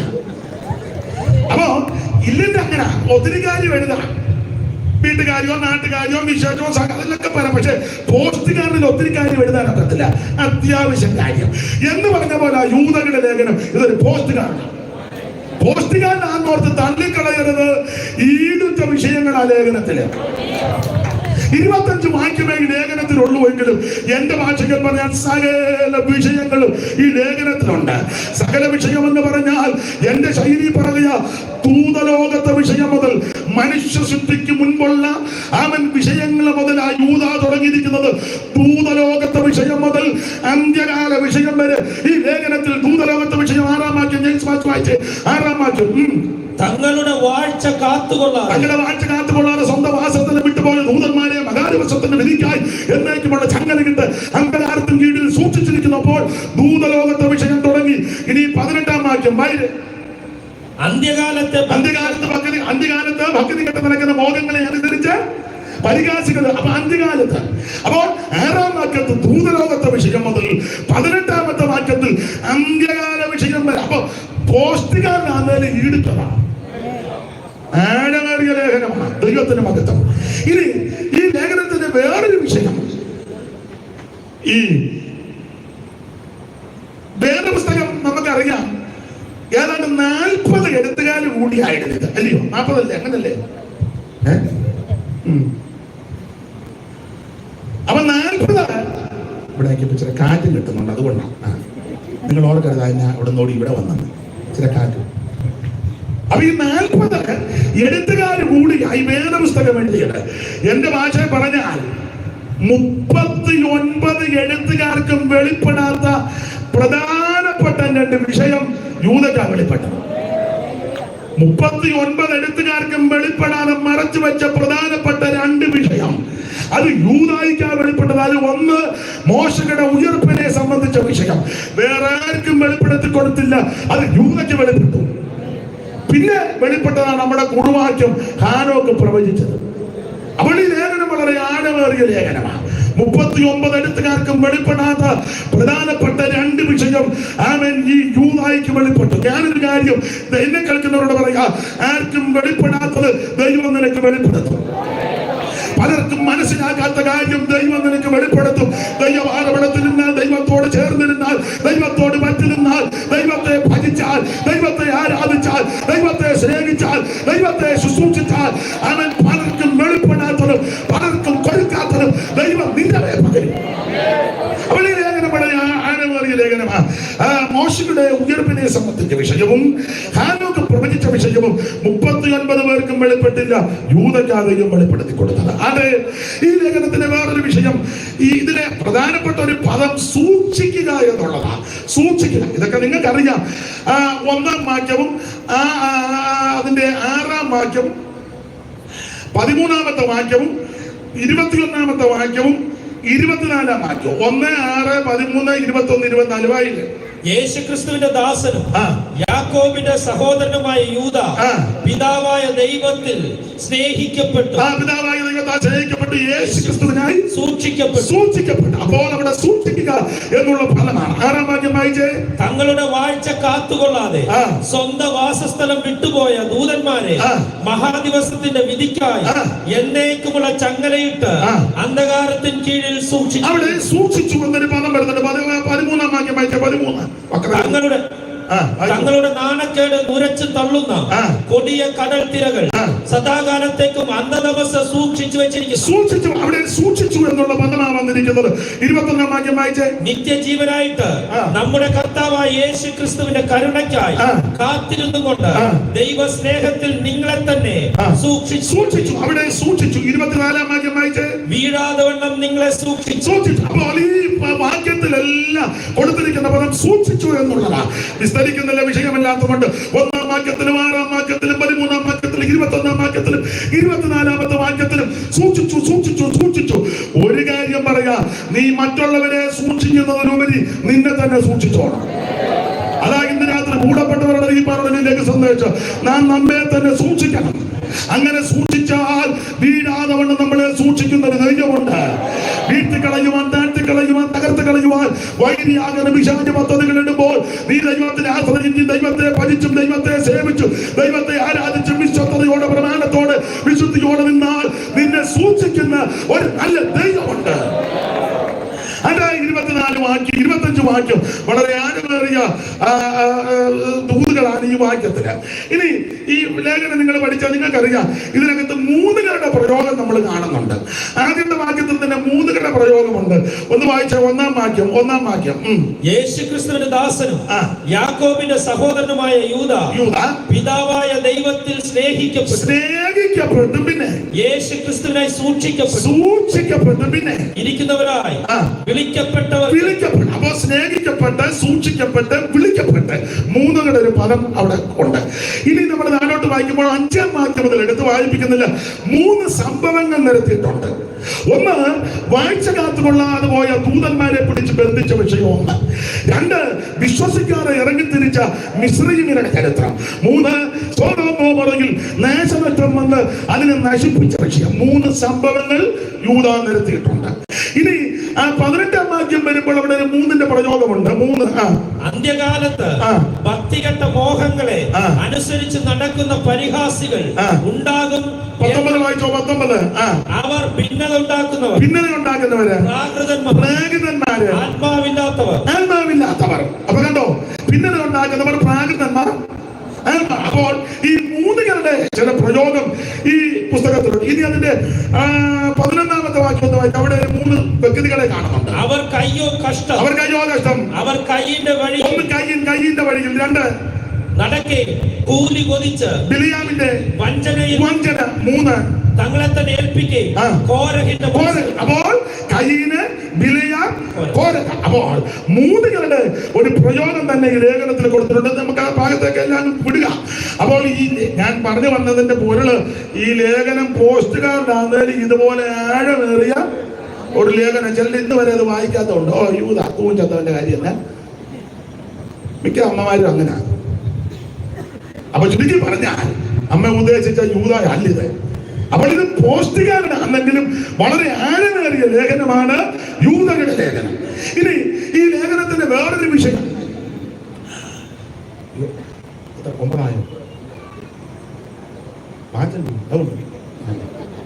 അപ്പൊ ശ്രദ്ധിക്കണം. പറഞ്ഞോ. അപ്പൊ ശ്രദ്ധിക്കുന്ന മൊബൈലിൽ അത് വേണ്ട. അവിടെ ഈ ലേഖനത്തിന്റെ വേറൊരു വിശേഷത, യൂദയുടെ ലേഖനം. യൂദ അല്ലെങ്കിൽ യഹൂദ, ചൂട്, അങ്ങനെയൊക്കെ അല്ലയോ? യൂദാസ് എല്ലാം ഒന്ന്. അത് ഗ്രീക്കിലും യവനായ ഭാഷയിലും എബ്രായ ഭാഷയിലും മലയാളത്തിലും ആംഗലേയ ഭാഷയിൽ വന്നപ്പോൾ പ്രയോഗ വ്യത്യാസം, പദത്തിന് വ്യത്യാസം, എല്ലാം ഒരു വിഷയം തന്നെ. യൂദ, യൂദാസ്, ജൂഡ്, യഹൂദ, ഇതെല്ലാം ഒന്ന് തന്നെ. അപ്പൊ ഈ പദം യഹൂദ എന്ന വാക്കിന്റെ ഒരർത്ഥം ഇവിടെ ഇരിക്കുന്ന എല്ലാവർക്കും അറിയാം. എന്തുവാ? ദൈവത്തിന് സ്തുതി. ഗോത്രപേരാകുന്ന യാക്കോബിന് തന്റെ ഭാര്യയാകുന്ന ലേയായി കൂടി പ്രാരംഭത്തിൽ 4 പിള്ളേർ ജനിച്ചു. മൂത്തവൻ രൂബേൻ, രണ്ടാമത്തവൻ ശെബിയോൻ, മൂന്നാമത്തവൻ ലേവി, നാലാമത്തവൻ യഹൂദ. യഹൂദ ഉണ്ടായപ്പോൾ ലേയ പറഞ്ഞു, ഞാൻ ഇനിയും യഹോവയെ സ്തുതിക്കും. ആ വാക്കിന്റെ ഒരർത്ഥം തന്നെ സ്തുതി എന്ന, ദൈവത്തിന് മഹത്വം. നിങ്ങൾ ഈ ലേഖനം ഒന്ന് പരിശോധിച്ചേ, പേര് പോലെ തന്നെ ആ ലേഖനം കൊണ്ട് അവസാനിപ്പിച്ചേക്കുന്നേ, ദൈവത്തിന് മഹത്വം. വായിച്ചോ 24-25.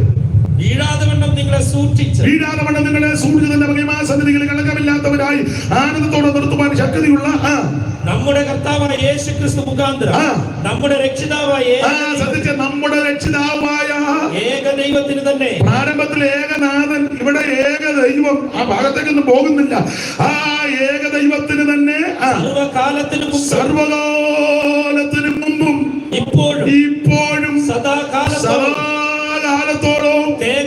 തേജസ്സും മഹിമയും ബലവും അധികാരവും എന്ന് പറഞ്ഞാൽ ലേഖനം അവസാനിപ്പിക്കുമ്പോൾ പേര് പോലെ തന്നെ ലേഖനം കൊണ്ട് നിർത്തി, ദൈവത്തിന് മഹത്വം. എന്നെ കേൾക്കുന്ന പ്രിയരെ, നമ്മുടെ യോഗമെല്ലാം ദൈവത്തിന് മഹത്വമായിരിക്കണം. നമ്മുടെ യോഗമെല്ലാം ദൈവത്തിന് സ്തുതിയായിരിക്കണം. നമ്മുടെ ജീവിതം ദൈവത്തിന് മഹത്വമായിരിക്കണം. യോഗം ആരംഭിക്കുമ്പോഴും യോഗം തീരുമ്പോഴും ദൈവത്തിന് മഹത്വമായിരിക്കണം. യോഗം തുടങ്ങുന്നത് പ്രാർത്ഥിച്ച്, യോഗം തീരുന്നത് അടികൊണ്ടാക്കി, അങ്ങനല്ല. കമ്മിറ്റി കൂടുമ്പോ പ്രാർത്ഥിച്ച് തുടങ്ങി, കമ്മിറ്റി തീരുമ്പോ ഇവിടുത്തെ കാര്യമല്ല പറഞ്ഞു. നിങ്ങൾ പിന്നെ ഇങ്ങനെ ഇരിക്കുമ്പോ എനിക്ക് ഡൗട്ട്, പണ്ട് കുമ്പനാട്ട് ഒരു ഡൗട്ട് മത്തായിച്ചൻ പഠിച്ചെന്നാ പഴയ ആൾക്കാർ പറഞ്ഞു കേട്ടത്. അത് നിങ്ങളുടെ അടുത്ത് കലയവരൻകാരനാ, ഏതാക്കി പറയാം. ഡൗട്ട് മത്തായിച്ചൻ പുള്ളിക്കെല്ലാം ഡൗട്ടാ. സാറപ്പച്ചൻ പ്രവചന വിഷയം പ്രസംഗിക്കുമ്പോൾ അദ്ദേഹം സാറപ്പച്ചൻ ക്ലാസ് എടുത്തപ്പോൾ പറഞ്ഞു, അന്ത്യകാലത്ത് 2 സാക്ഷികൾ വരും മഹോദ്രവത്തിൽ. ഒന്നേ മത്തായിച്ചൻ ചോദിച്ചു, 2ആണോ സാറേ? പുള്ളിക്ക് ഡൗട്ടാ. ഒന്നേ സാറപ്പച്ചൻ തെളിയിച്ചു 2, തെളിവ് 11 വെളിപ്പാട്. പിന്നെയും ക്ലാസ് എടുക്കാൻ പറയും മഹോദ്രവം 7 വർഷമാണ്. ഒന്നേ മത്തായിച്ചൻ 7ആണോ സാറേ? മത്തായിച്ചൻ എന്ന പേര് കലയവരൻകാരനാണ്. അതിന് അന്ന് പഠിച്ച സ്റ്റുഡൻസ് എല്ലാം കൂടെ പുള്ളിക്ക് പേരിട്ട് ഡൗട്ട് മത്തായിച്ചൻ. നിങ്ങളുടെ ചിലരുടെ ഇരിപ്പ് കാണുമ്പോൾ മത്തായിച്ചൻ വീണ്ടും വന്നോന്ന് ചിന്തിച്ചു പോകുക, ഡൗട്ട്. അപ്പൊ ഒരു കാര്യം പറയാം, ഈ യൂദയുടെ ലേഖനത്തിന്റെ വിശേഷത പേര് പോലെ തന്നെ കൊണ്ട് ലേഖനം പര്യവസാനിപ്പിച്ചു. ദൈവത്തിന് മഹത്വം, ദൈവത്തിന് സ്തുതി, അവൻ ആരാധനയ്ക്കും സ്തോത്രത്തിന് സ്തുതിക്കും മഹത്വത്തിന് പുകഴ്ചയ്ക്കും യോഗ്യനൊരുവനെയുള്ളൂ, നസ്രയനാകുന്ന യേശു. അവിടുത്തേക്ക് മകത്ത് നമ്മുടെ ചെയ്തികളും പ്രവർത്തികളും വാക്കുകളും നിരൂപണങ്ങളും ചിന്തകളും എഴുത്തും സംസാരവും പാട്ടും പ്രാർത്ഥനയും സേവനവും നമ്മുടെ ദൈവത്തിന് മഹത്വമായിരിക്കണം.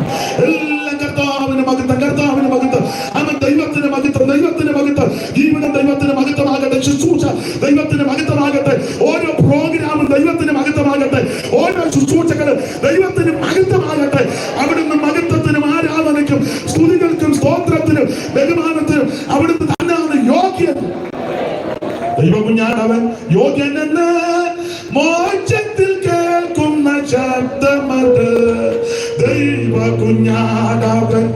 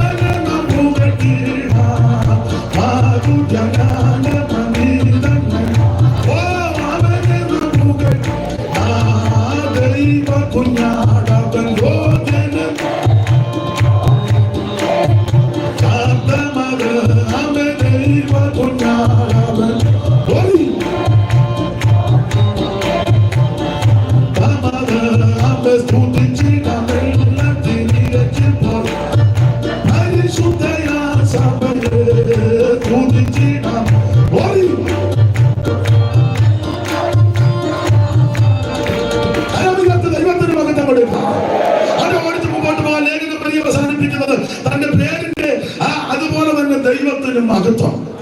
മാത്രമല്ല, വെളിപ്പാട് പുസ്തകത്തിന്റെ പുറകിൽ ലേഖനം കൊണ്ട് കൊടുക്കാനുള്ളതിന്റെ ഒരു കാരണം ഈ നിത്യത എന്ന പദം പറഞ്ഞ് പര്യവസാനിപ്പിച്ചിരിക്കുന്ന ലേഖനമാണ് യൂദയുടെ ലേഖനം. ആ ഒടുവിലത്തെ വാക്യം ഒന്നുകൂടെ വായിക്കാട്ടെ ജെയിംസ് മാസ്റ്ററെ. നമ്മുടെ കർത്താവായ യേശുക്രിസ്തു മുഖാന്തരം നമ്മുടെ രക്ഷിതാവായ ഏക ദൈവത്തിന് തന്നെ സർവകാലത്തിനും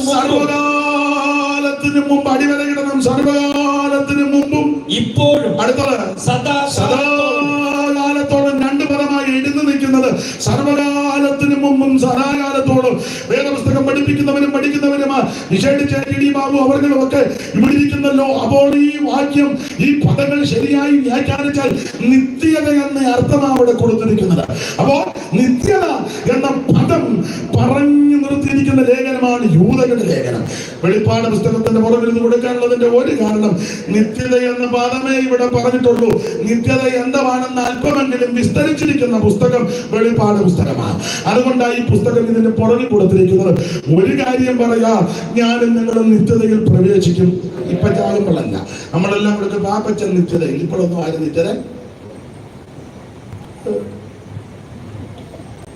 നിത്യതയിൽ പോകുന്നില്ല.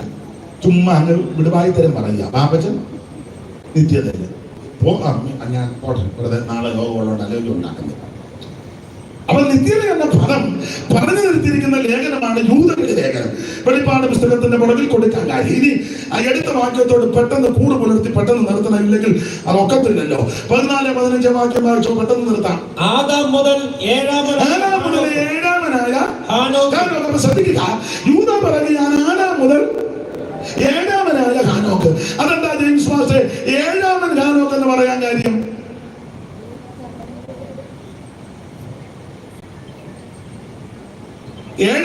ജോൺ പോൾ 2 മാർപ്പാപ്പ.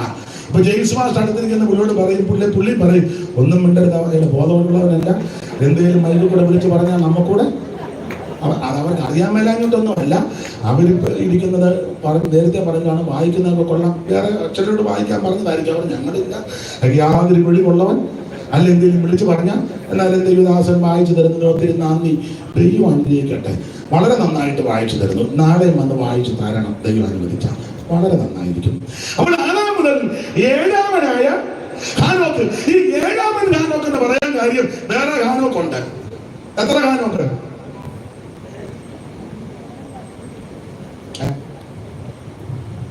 നിങ്ങൾ ഈ തിരുവനന്തപുരത്ത് പഠിച്ചാൽ ഒന്നല്ല അതിൽ കൂടുതൽ ഹാനോക്കുണ്ട്. ഒരു ഹാനോക്കാണ് യൂദയുടെ ലേഖനത്തിൽ വായിക്കുന്ന 7 ഹാനോക്ക്. ഇനി വേറൊരു ഹാനോക്കുണ്ട്, അത് കയീന്റെ മകൻ ഹാനോക്ക. വായിച്ചോ, 4:16 മുതൽ വായിച്ചോ. ഉൽപ്പത്തി പുസ്തകം 4-ാം അധ്യായത്തിന്റെ 16 മുതൽ താഴോട്ട് വേഗത്തിൽ. അറിവുള്ള വാക്യമാണല്ലോ. അങ്ങനെ കയീൻ യഹോവയുടെ സന്നിധി പുറപ്പെട്ടു ഏതൊരു കിടക്കിനോട് ശബ്ദം വാർത്തു കയ്യിൽ ഭാര്യമായിട്ട് ജീവിതം ആരംഭിച്ചു. ആ സഹോദരി പ്രസവിച്ചു. അടുത്ത വാക്യം ഹാനോക്കിനെ പ്രസവിച്ചു. അപ്പോൾ ഇതൊരു ഹാനോക്ക്. ഇപ്പൊ എത്രയായി ജെയിംസ് മാസ്റ്ററെ? 2 മതിയോ? അത് ഈ 9ലേക്ക് 2 എണ്ണം ഒപ്പിച്ച് കൊണ്ടുവരുന്നുണ്ടല്ലോ. ഇനി വേറെ 2 ഹാനോക്ക്. നിങ്ങൾക്കറിയാം, വേദപുസ്തകം പഠിക്കുമ്പോൾ ഗോത്രപിതാവാകുന്ന യാക്കോബിന് 12 പിള്ളേര്. ആ 12 പിള്ളേരിൽ മൂത്തവനാണ് രൂബേൻ. ആ രൂബേന് മൂത്തൊരു പുത്രൻ, അവനും ഹാനോക്ക. ദിനവൃത്താന്തങ്ങളുടെ 1-ാം പുസ്തകം 5-ാം അധ്യായത്തിന്റെ 1-ാം വാക്യം വായിച്ചേ. ആ മൈക്ക് അപ്പുറത്തെ പാസ്റ്റർ കയ്യിലോട്ട് കൊടുക്കുക. 5-1 വായിച്ചേ. ഇസ്രായേലിന്റെ ആദ്യജാതനായ രൂബേന്റെ വംശാവലി പറയാ. രൂബേൻ അവനല്ലോ ആദ്യജാതൻ. എന്നിട്ട് ഇവന്റെ തലമുറ അടുത്തൊന്നും വായിക്കണ്ട, നേരമില്ല തന്നെ ഇപ്പൊ പറയുകയും വേണ്ട. അപ്പൊ ചുരുക്കി പറഞ്ഞാൽ അവനാണ് ആദ്യജാതൻ, പരിവക്കാരാ. ഇപ്പൊ ഇവന് പരിവക്കാരാവുന്ന കൊച്ചൻ ജനിച്ചു, രൂബേന്റെ പുത്രൻ. അടുത്ത വാക്യം 4-ാം വാക്യമല്ലേ? ഇസ്രായേലിന്റെ ആദ്യജാതനായ ആദ്യജാതനാകുന്ന രൂബേന്റെ പുത്രന്മാർ ഹാനോക്ക്. അപ്പം ഒരു ഹാനോക്ക് കൂടെ വന്നു. എത്രയായി അറിയാച്ചാ? ഹാനോക്ക് എത്ര ഉണ്ടെന്ന്? അപ്പോൾ യൂദയുടെ ലേഖനത്തിൽ വായിച്ച 7-ാമൻ ഹാനോക്ക് 1, കയീന്റെ മകൻ ഹാനോക്ക് 2, രൂബേന്റെ മൂത്തവൻ 3. ഇനി വേണോ? ഒന്നുകൂടെ തന്നേക്കാം, വെറുതെ ഇരിക്കും. അപ്പോൾ ഇനി ഒരു ഹാനോക്ക് ഗോത്രപിതാവെന്ന് അബ്രഹാമിനെ പറ്റി പരാമർശിക്കുന്നുണ്ട്, അല്ലെങ്കിൽ വിശ്വാസികളുടെ പിതാവ്. അബ്രഹാമിന്റെ മൂത്ത മകൻ, ഞാൻ അങ്ങനെ പറഞ്ഞത്, ഇസ്മായേൽ. 2-ാമത്തെ മകനാ, പക്ഷേ അവനാണ് വാഗ്ദത്ത സന്തതി ഇസഹാക്ക്. എന്നാൽ അത് സാറയിൽ കൂടി, ഇസ്മായേല് ഹാഗറിൽ കൂടി. ഇതല്ലാതെ അബ്രഹാമിന് പറയുന്ന കാലമാ കെതൂറയിൽ കൂടി കുട്ടികൾ ഉണ്ടായി. ആ കെതൂറയിൽ കൂടെ ജനിച്ച കുട്ടികളിൽ 4-ാമത്തവൻ മിദ്യാൻ. ആ മിദ്യാന് 6 പിള്ളേരിൽ 3-ാമത്തവൻ ഹാനോക്ക്. വായിര് ഉൽപ്പത്തി പുസ്തകം 25-ാം അധ്യായത്തിന്റെ പ്രാരംഭ പദമൊന്ന് വായിച്ചോ പെട്ടെന്ന്. അബ്രഹാമിന് വേറൊരു ഭാര്യ, അവളുടെ പേരാണ് കെതൂറ. കെതൂറയ്ക്ക് പിള്ളേരുണ്ടായി. അവരുടെ പിള്ളേരുടെ പേര് അവൾ സിമ്രാൻ, 4-ാമത്തവനാ മിദ്യാൻ. ഇനി താഴത്തെ വാക്യം വായിക്കുമ്പോൾ മിദ്യാന്റെ പുത്രന്മാർ, അങ്ങനെ പദമുണ്ടല്ലോ. മിദ്യാന്റെ പുത്രന്മാർ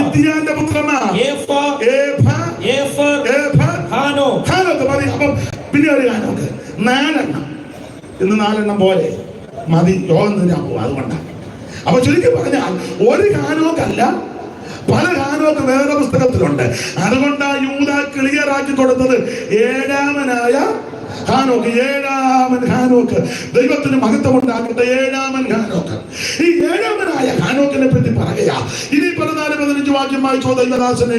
യൂദ ആദാം മുതൽ 7-ാമനായ ഹാനോക്ക്, ഹാനോക്ക് ഇവരെ കുറിച്ച് ഇതാ കർത്താവ് എല്ലാവരെയും വിധിപ്പാൻ. ഇതാ കർത്താവ് എല്ലാവരെയും വിധിപ്പാനും അവർ അഭക്തിയോടെ ചെയ്ത ഭക്തി വിരുദ്ധമായ സകല പ്രവൃത്തികൾ നിമിത്തം ഭക്തികെട്ട ഭാവികൾ തന്റെ നേരെ പറഞ്ഞ സകല ചൂടുകൾ നിമിത്തം ഭക്തികെട്ടവരേക്ക് ബോധം വരുത്തുവാൻ 1000 വിശുദ്ധന്മാരോടുകൂടെ വന്നിരിക്കുന്നു എന്ന് ഹാനോക്ക് പ്രവചിച്ചു എന്ന് യൂദാ പറഞ്ഞിരിക്കുന്നു. എന്തുമാണ് ഹാനോക്ക് പ്രവചിച്ചത്? എന്താ ഹാനോക്ക് പ്രവചിക്കാൻ കാരണം? അതൊക്കെ വിസ്തരിച്ചു പോകേണ്ട കാര്യമാണെങ്കിലും അധികം വിവരിക്കുന്നില്ല. നിങ്ങളെല്ലാം അറിവുള്ളവരാ, പെട്ടെന്ന് പറഞ്ഞാൽ ഭാഗമൊന്നും നിർത്താം. ഈ 7-ാമനാകുന്ന ഹാനോക്കിന്റെ കാലത്ത് മറുവശത്ത് ഗുണപ്പെടാത്തൊരു 7-ാമൻ ഉണ്ടായിരുന്നു. നിങ്ങൾക്കറിയാം, അവന്റെ പേരാണ് ലാമേക്ക്. അത് കയ്യിന്റെ സന്തതിയാ. കയ്യിൽ ഗുണം വന്നതല്ലല്ലോ. കാരണം 1 യോഹന്നാൻ 3:12 വായിക്കുന്നത് കയ്യിൽ ദുഷ്ടനിൽ നിന്ന് ഉള്ള ആ വംശമാണ്. 4:16 മുതൽ താഴോട്ട് വായിക്കുമ്പോൾ അതാണ് കയ്യിൽ കിഴക്കോട്ട് പോയി. അങ്ങനെയല്ലയോ? 16-ാം വാക്യം വായിക്കാൻ 4:16 ഉൽപ്പത്തി.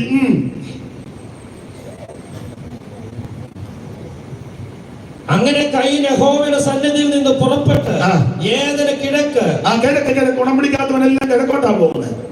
നോദ് ദേശത്ത് ചെന്ന് അപ്പൊ നേരെ കിഴക്കോട്ട്. ലോത്ത് പോയതും കിഴക്കോട്ടാ. പുള്ളി കിഴക്കോട്ടാ. അല്ലെ മന്ദിരം ഗോപുരം പണിയാനും കിഴക്കോട്ടാ. ശിനാർദേശം അതും കിഴക്കോട്ടാ. അപ്പൊ ഈ ഗുണം അതുകൊണ്ടായി കിഴക്കോട്ട് നോക്കിയിരുന്നു പ്രാർത്ഥിക്കുന്നത്. പ്രാർത്ഥിക്കാന്ന് പറഞ്ഞ നേരെ പിടിച്ചിരിക്കുകയും ഗുണം വരാത്തതെല്ലാം കിഴക്കോട്ട് അടിക്കുക. എൻ്റെ അമ്മ വീട്ടിലൊക്കെ പ്രാരാബ്ദവും ബുദ്ധിമുട്ടും ഉള്ള സമയത്ത് ചിലപ്പോൾ ഭക്ഷണം വിളമ്പുമ്പോൾ നല്ല മീൻ കൂട്ടാനൊക്കെ വെക്കുമ്പോൾ ഒരു കഷണം കൂടെ കിട്ടിയാൽ കൊള്ളാന്ന് ആഗ്രഹമുണ്ട്, പക്ഷെ ലഭിക്കുകയല്ല. അപ്പൊ ചിലപ്പം അമ്മയുടെ ഈ പങ്ക് തരും. നിങ്ങൾക്കൊക്കെ അങ്ങനെ കിട്ടിയിട്ടുണ്ടായിരിക്കും. നിങ്ങളുടെ ഇരിപ്പ് കണ്ടിട്ട് നിങ്ങളെല്ലാം ബക്കിംഗ്ഹാം പാലസിൽ നിന്ന് വന്നതാ. ഞങ്ങൾക്ക് ഇതൊന്നും അറിയത്തില്ല. അങ്ങനെ തന്നെ ഇരിക്കട്ടെ, ഞാൻ മാത്രമാകെ ലീഡുള്ളവൻ, അങ്ങനെ ഇരിക്കട്ടെ. അപ്പം അമ്മയുടെ വീതത്തിൽ നിന്ന് ഒരു കഷണം ചിലപ്പം തരും. പിന്നെ ചിലപ്പം കറിക്ക് രുചി ഒക്കെ ഉള്ളപ്പോൾ ഒന്നുകൂടെ ചോദിക്കുമ്പോൾ അമ്മ പറയുന്നൊരു പദമുണ്ട്, വേണ്ട അതൊരു ഒത്തിരി കിഴക്കോട്ട്.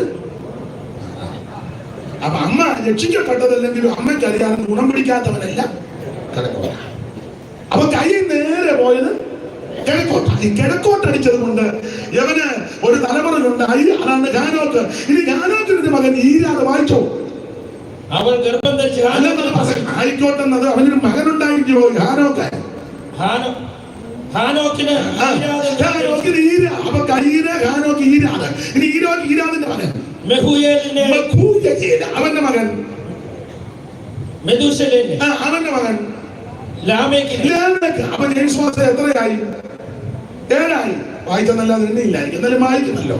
ആദാം, കയീൻ, ഹാനോക്ക്, ഈരാദ്, മഹൂയൽ, മധൂശയൽ, ലാമേക്ക്. 7. അപ്പൊ എത്ര? 7. ഇത് ഗുണം പിടിക്കാത്തതാണ്. കയ്യിന്റെ വംശമാണ്. ഗുണം പിടിക്കാത്ത 7-ാമൻ ലാമേക്ക്. ഇനി ഗുണം പിടിച്ച വംശത്തിൽപ്പെട്ടതാ 7-ാമൻ ഹാനോക്ക്. കാരണം ആദാം പാപം ചെയ്തെങ്കിലും ദൈവം വെളിയിൽ വിട്ടു. 2 പേരും ജീവിതം ആരംഭിച്ചു. ഒരു കുഞ്ഞുണ്ടായി. ആ കയ്യിൽ കൊന്ന ഹാബേലിന് പകരം ദൈവം എനിക്കൊരു സന്തതിയെ തന്നു എന്ന് പറഞ്ഞ് അവന് ശേത്ത് എന്ന് പേരിട്ടു. അങ്ങനെയാണല്ലോ 5-ാം അധ്യായത്തിന്റെ മേളിൽ ഒരു കന്യകയുണ്ട്. ആ കന്യക വായിച്ച് ആദാം തന്റെ ഭാര്യയായിട്ട് ജീവിതം ആരംഭിച്ചു. ഒരു ഗർഭം ധരിച്ച് ഒരു മകനെ പ്രസവിച്ചു. കയ്യിൽ നിന്ന ഹാബേലിന് പകരം ദൈവം എനിക്കൊരു സന്തതിയെ തന്നു എന്ന് പറഞ്ഞ് അവന് ശേത്ത് എന്ന് പേരിട്ടു. ശേത്തിനൊരു മകൻ ജനിച്ചു, ഏനോശ്. അക്കാലത്ത് യഹോവയുടെ നാമത്തിലുള്ള ആരാധന തുടങ്ങി. ഇനി 5-ാം അധ്യായം താഴോട്ട് പഠിച്ചാൽ അവന്റെ സന്തതി പരമ്പരയെ കാണാം. Adam, ശേത്ത്, Enosh, കേനാൻ, മഹലലേൽ, യാരദ്. വായിക്കേ അല്ലെന്ന് ഗുണപ്പെട്ടത് ആദാം, ശേത്ത്, ഏനോശ്, കേനാൻ, മഹലലേൽ, യാരദ്, ഹാനോക്ക്. ഉണ്ടെന്ന് അവിടെ ഉണ്ടെന്ന് നമുക്ക് പിന്നെ വായിക്കാം. അപ്പൊ ശ്രദ്ധിച്ചേ, ഇത് ഗുണപ്പെട്ട സന്തതികളാണ്. ആദാം, ശേത്ത്, ഏനോശ്, കേനാൻ, മഹലലേൽ, യാരദ്, ഹാനോക്ക്, മധൂശലേഖ്, ലാമേക്ക്, നോഹ. അങ്ങനെ 10 തലമുറ. ഗുണം പിടിക്കാത്തതാണ് ആദാം, കയീൻ, ഹാനോക്ക്, ഈരാദ്, മഹൂയൽ, മധൂശയൽ, ലാമേക്ക്. അപ്പൊ ഗുണപ്പെടാത്ത 7-ാമൻ ലാമേക്കും ഗുണപ്പെട്ട 7-ാമൻ ഹാനേക്കും. ഗുണപ്പെടാത്തവനേക്കാളും കഴിവ് ഗുണപ്പെടാത്തവനാ. എല്ലാം വിവരിക്കുന്നില്ല, എപ്പോഴും ഞാൻ പറയുന്ന കാര്യമാണ്. ഗുണപ്പെട്ട ഹാനോക്കിന് ഒരു ഭാര്യ, ഗുണപ്പെടാത്തവന് 2. അത് കഴിവുള്ളത് കൊണ്ടല്ലേ ജോഡി. അപ്പൊ ചുരുക്കി പറഞ്ഞാൽ ഭയങ്കര കാര്യമാണ്. പിള്ളേരുടെ കാര്യം കാര്യമൊന്നും ഇപ്പൊ പറഞ്ഞില്ല. ഒരു കാര്യം പറഞ്ഞെങ്കിൽ നിർത്തി അതിനെ ഇന്നിപ്പോ ഒക്കുവാണ്. കൊളപ്പെട്ടവൻ ഹാനോക്കും 7-ാമൻ, കൊളപ്പെടാത്തവൻ ലാമേക്കും. ഈ ഹാനോക്ക് പ്രവചിച്ചെന്നാ യൂദ പറഞ്ഞിരിക്കുന്നത്. എന്തുവാ പ്രവചിച്ചത്? ചുരുക്കി പറഞ്ഞാൽ ഒറ്റ വാക്കിൽ പറഞ്ഞെങ്കിൽ ആ ഭാഗം വിടാനേ ഒക്കുള്ളൂ. ഈ ഹാനോക്ക് പ്രവചിച്ചത് യൂദ എടുത്തു പറഞ്ഞു. ഹാനോക്ക് പ്രവചിച്ചതിന്റെ പ്രധാനപ്പെട്ട ഒരു വിഷയം, ഹാനോക്കിന് തന്റെ 65-ാമത്തെ വയസ്സിൽ ഒരു മകൻ ജനിച്ചു. അവന്റെ പേര് മധുശാലേക്ക്. ആ വാക്കിന് കൊടുത്തിരിക്കുന്ന ഒരർത്ഥം, ഇവന്റെ കാലത്തിന് ശേഷം അത് സംഭവിക്കും. എന്ത് സംഭവിക്കും? അത് വേദപണ്ഡിതാക്കൾ പറയുന്നത്, നോഹയുടെ കാലത്ത് വരാൻ പോകുന്ന ജലപ്രളയം ഹാനോക്ക് ആത്മാവിൽ കണ്ടു. അത് കണ്ടിട്ട് ഹാനോക്കിന് ഒരു കുഞ്ഞുണ്ടായി, മധുശാലേ. ആ മധുശാലേഖിന് പേരിട്ടത് മെഥൂശലഹ് എന്ന് പറഞ്ഞ ഇവന്റെ കാലത്തിന് ശേഷം അത് സംഭവിച്ചു എന്ന് പറഞ്ഞാൽ വരാൻ പോകുന്ന ഭീകരമായ വെള്ളപ്പൊക്കം ഹാനോക്ക് ആത്മാവിൽ കണ്ടു. 1. 2, 1000 വിശുദ്ധന്മാരുമായി കർത്താവ് വരുന്നതും ഹാനോക്ക് ആത്മാവിൽ കണ്ടു. ഞാനൊരു കാര്യം ദൈവദാസന്മാരും ഉള്ളത് കൊണ്ട് പറയാം, യേശുക്രിസ്തുവിന്റെ 1-ാമത്തെ വരവിനെ പറ്റി ഒരു കുഞ്ഞുങ്ങളെ പോലെ വന്ന് അറിയാതിരുന്ന കാലത്ത് യൂദായുടെ ലേഖനത്തിൽ ഹാനോക്ക് യേശുക്രിസ്തുവിന്റെ 2-ാം വരവിന്റെ 2-ാം ഘട്ടം ആത്മാവിൽ കണ്ടു. ക്രിസ്തുയേശുവിന്റെ 2-ാം വരവിന്റെ 2-ാം ഘട്ടമാണ് ഹാനോക്ക് പ്രവചിച്ചത്. 1000 വിശുദ്ധന്മാരുമായി കർത്താവ് വരുന്നു. ഓടിച്ചവസാനിപ്പിക്കാം. ഹാനോക്ക് പ്രവചിച്ചത് 2 കാര്യമാണ്. 1, ഒരു വലിയ ജലപ്രളയം വരുന്നു. 2, 1000 വിശുദ്ധന്മാരുമായി യേശു കർത്താവ് വരുന്നു. തന്റെ ആഗ്രഹം ഞാനും എന്റെ തലമുറയും ആ വരവിൽ കാണണം, അല്ലെങ്കിൽ ഞാനും എന്റെ തലമുറയും ആ വെള്ളപ്പൊക്കത്തിൽ പെട്ടുപോകരുത്. ഇതിന് വേണ്ട നിർദ്ദേശങ്ങളും ഉപദേശങ്ങളും ഹാനോക്ക് പ്രവചിച്ചത്. അങ്ങനെ നിർത്താൻ ദൈവം അനുവദിക്കുകയാണെങ്കിൽ നാളെ പ്രസംഗിച്ചു വരുന്ന കൂട്ടത്തിൽ ഈ ഭാഗത്തൂടെ വല്ലതും പോകുക, അല്ലെങ്കിൽ ഒന്ന് കയറി ഇറങ്ങി പോകാം. ഒരു കാര്യം കൂടെ പറഞ്ഞങ്ങ് നിർത്തിയേക്കാം. ദൈവത്തിന്റെ മഹത്വം. ഹാനോക്ക് 2 കാര്യം ആത്മാവിൽ കണ്ടു. ഇടയ്ക്കൊരു കാര്യം പറയാം. ഹാനോക്കിന്റെ പിതാവും ഹാനോക്കിന്റെ മകനും 2 പേർക്കും ദീർഘായുസ് ഉണ്ടായിരുന്നു. ഹാനോക്കിന് ദീർഘായുസ് ഇല്ലായിരുന്നു. അപ്പൻ എത്ര വയസ്സുണ്ടായിരുന്നു? ഹാനോക്കിന്റെ അപ്പന്. ഇവിടെ നിങ്ങൾ എന്നെ നോക്കാതെ പുസ്തകത്തിനകത്തുണ്ട്. ഹാനോക്കിന്റെ അപ്പൻ എത്ര വയസ്സുണ്ടായിരുന്നു? ജെയിംസ് മാസ്റ്ററെ അവിടെ എഴുതിയിട്ടുണ്ട്. 980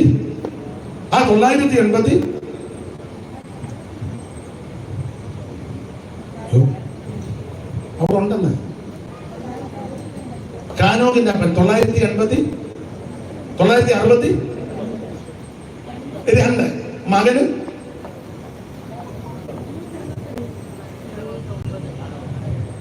അല്ല, ഹാനോക്കിന്റെ മകന് മധുശലഹിന് മകന് 969. ഹാനോക്കിന്റെ മകന്. ഹാനോക്കിന്റെ അപ്പന് 962. ശ്രദ്ധിച്ചേ, അപ്പന് 962, മകന് 969. ഇടയ്ക്ക് നിന്ന ഹാനോക്കിന് 300. നീ ഒത്തിരി കൊല്ലം ഇവിടെ കുത്തിയിരിക്കുന്ന നല്ല വിഷയം. ചെല്ലു പറയാനുണ്ട്, ഈ ചെറുക്കം കൊച്ചിനെ പോയി, അവന്റെ അപ്പൻ ഇപ്പോഴും ഇരിക്കുന്നു, വല്യപ്പനും ഉണ്ട്, അവന്റെ ചേട്ടന്റെ കുടുംബത്തിൽപ്പെട്ടവർക്ക് എല്ലാം ആയുസ്. ഇവന് മാത്രം എന്തിനാണ് ആ ചുമ്മാ ഗുണം പിടിക്കാതെ കുറെ നാളിരിക്കുന്നത്? നീ രക്ഷിക്കപ്പെടുന്നില്ല, ദൈവത്തെ വിളിക്കുക, ദൈവത്തെ എന്തിനങ്ങനെ കുത്തിയിരിക്കുന്നത്?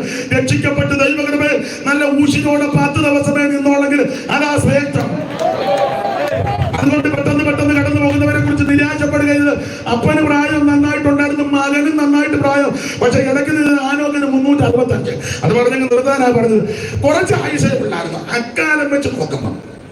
അതിന് കാരണം പറ. അപ്പൊ നിങ്ങൾ ചിന്തിക്കും, അതല്ല ഈ പുള്ളി കുറച്ചുകൂടെ നാളെ ഇരുന്നിരുന്നെങ്കിൽ നമ്മൾ പറയുന്നല്ലേ, ഈ എന്റെ ദൈവമേ പുള്ളി കുറച്ച് നാളൂടെ ഇരുന്നിരുന്നെങ്കിൽ അത് നമ്മുടെ ഇഷ്ടമല്ലേ? ഹാനോക്കല്ല ഈ 365 അങ്ങനെ എടുക്കപ്പെടാൻ കാര്യം.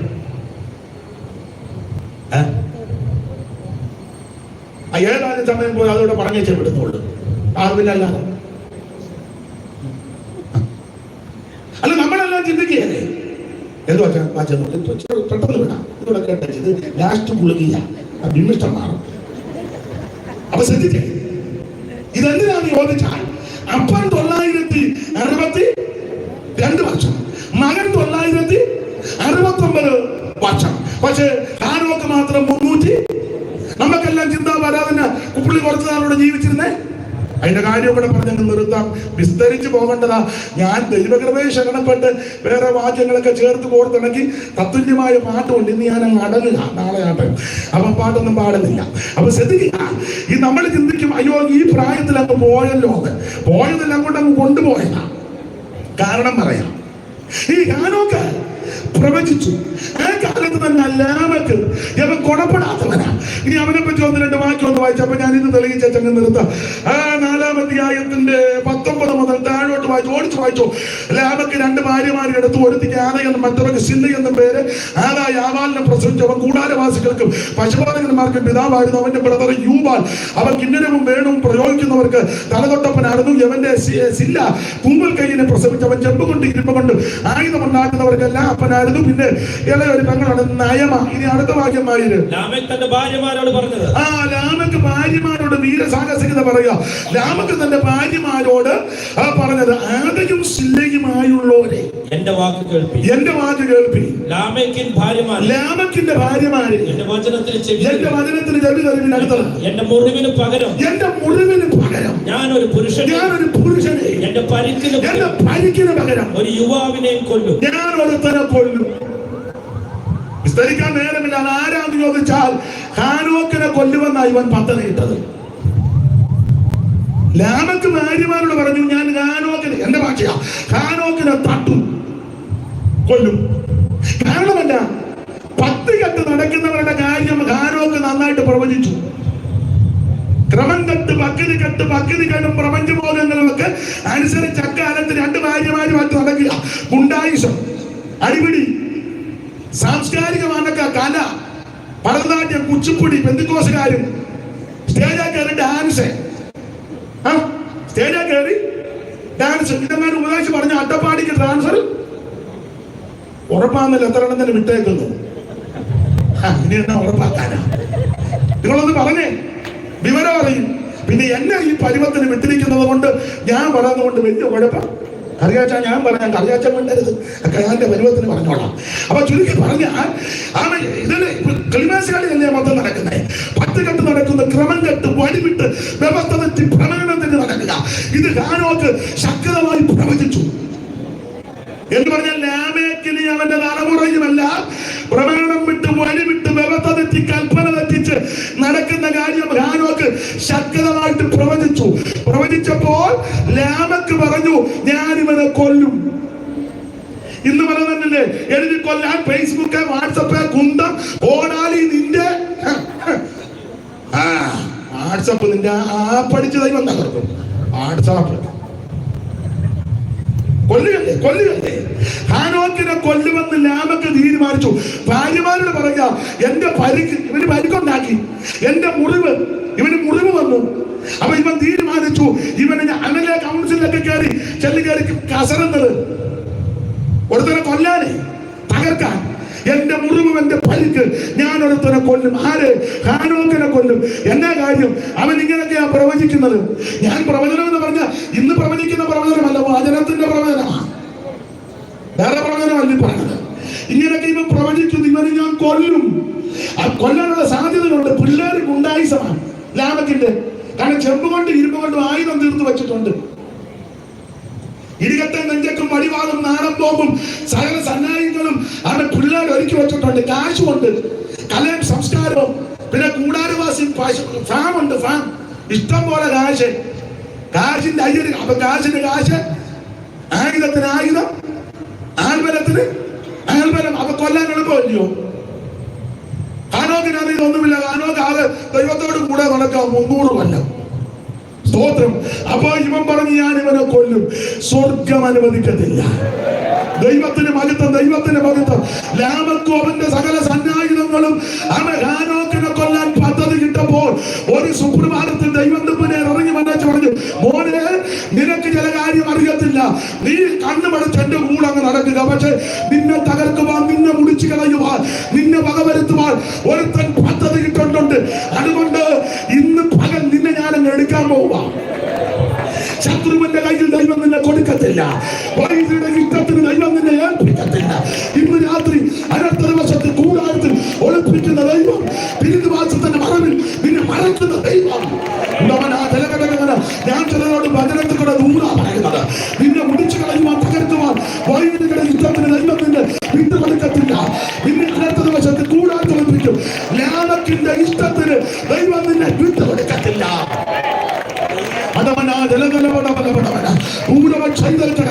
ഈ ദുഃഖലോകത്തിൽ, പാപലോകത്തിൽ, അക്രമമുള്ള അനീതികളുടെ ലോകത്തിൽ എന്റെ പ്രിയരെ യേശുവിനോട് ചേർന്ന്, യേശുവിനെ രക്ഷിതാവായി സ്വീകരിച്ച്, കർത്താവിനോട് ചേർന്ന്, കർത്താവിനെ ആരാധിച്ച് വിശ്വസ്തരായി ജീവിക്കുവാൻ ഇന്ന് രാത്രി നമുക്ക് സമർപ്പിക്കാം. കരമുയർത്തി ദൈവത്തെ സ്തുതിച്ചാട്ടെ. നിശ്ചയിച്ചതിൽ 6 മിനിറ്റ് മുമ്പോട്ട് പോയി എങ്കിലും നിങ്ങൾ സഹകരിച്ചതിന് നന്ദി. ദൈവം അനുവദിച്ചാൽ നാളെ രാത്രി നമുക്ക് വചനത്തിൽ നിന്ന് വീണ്ടും ചിന്തിക്കാം.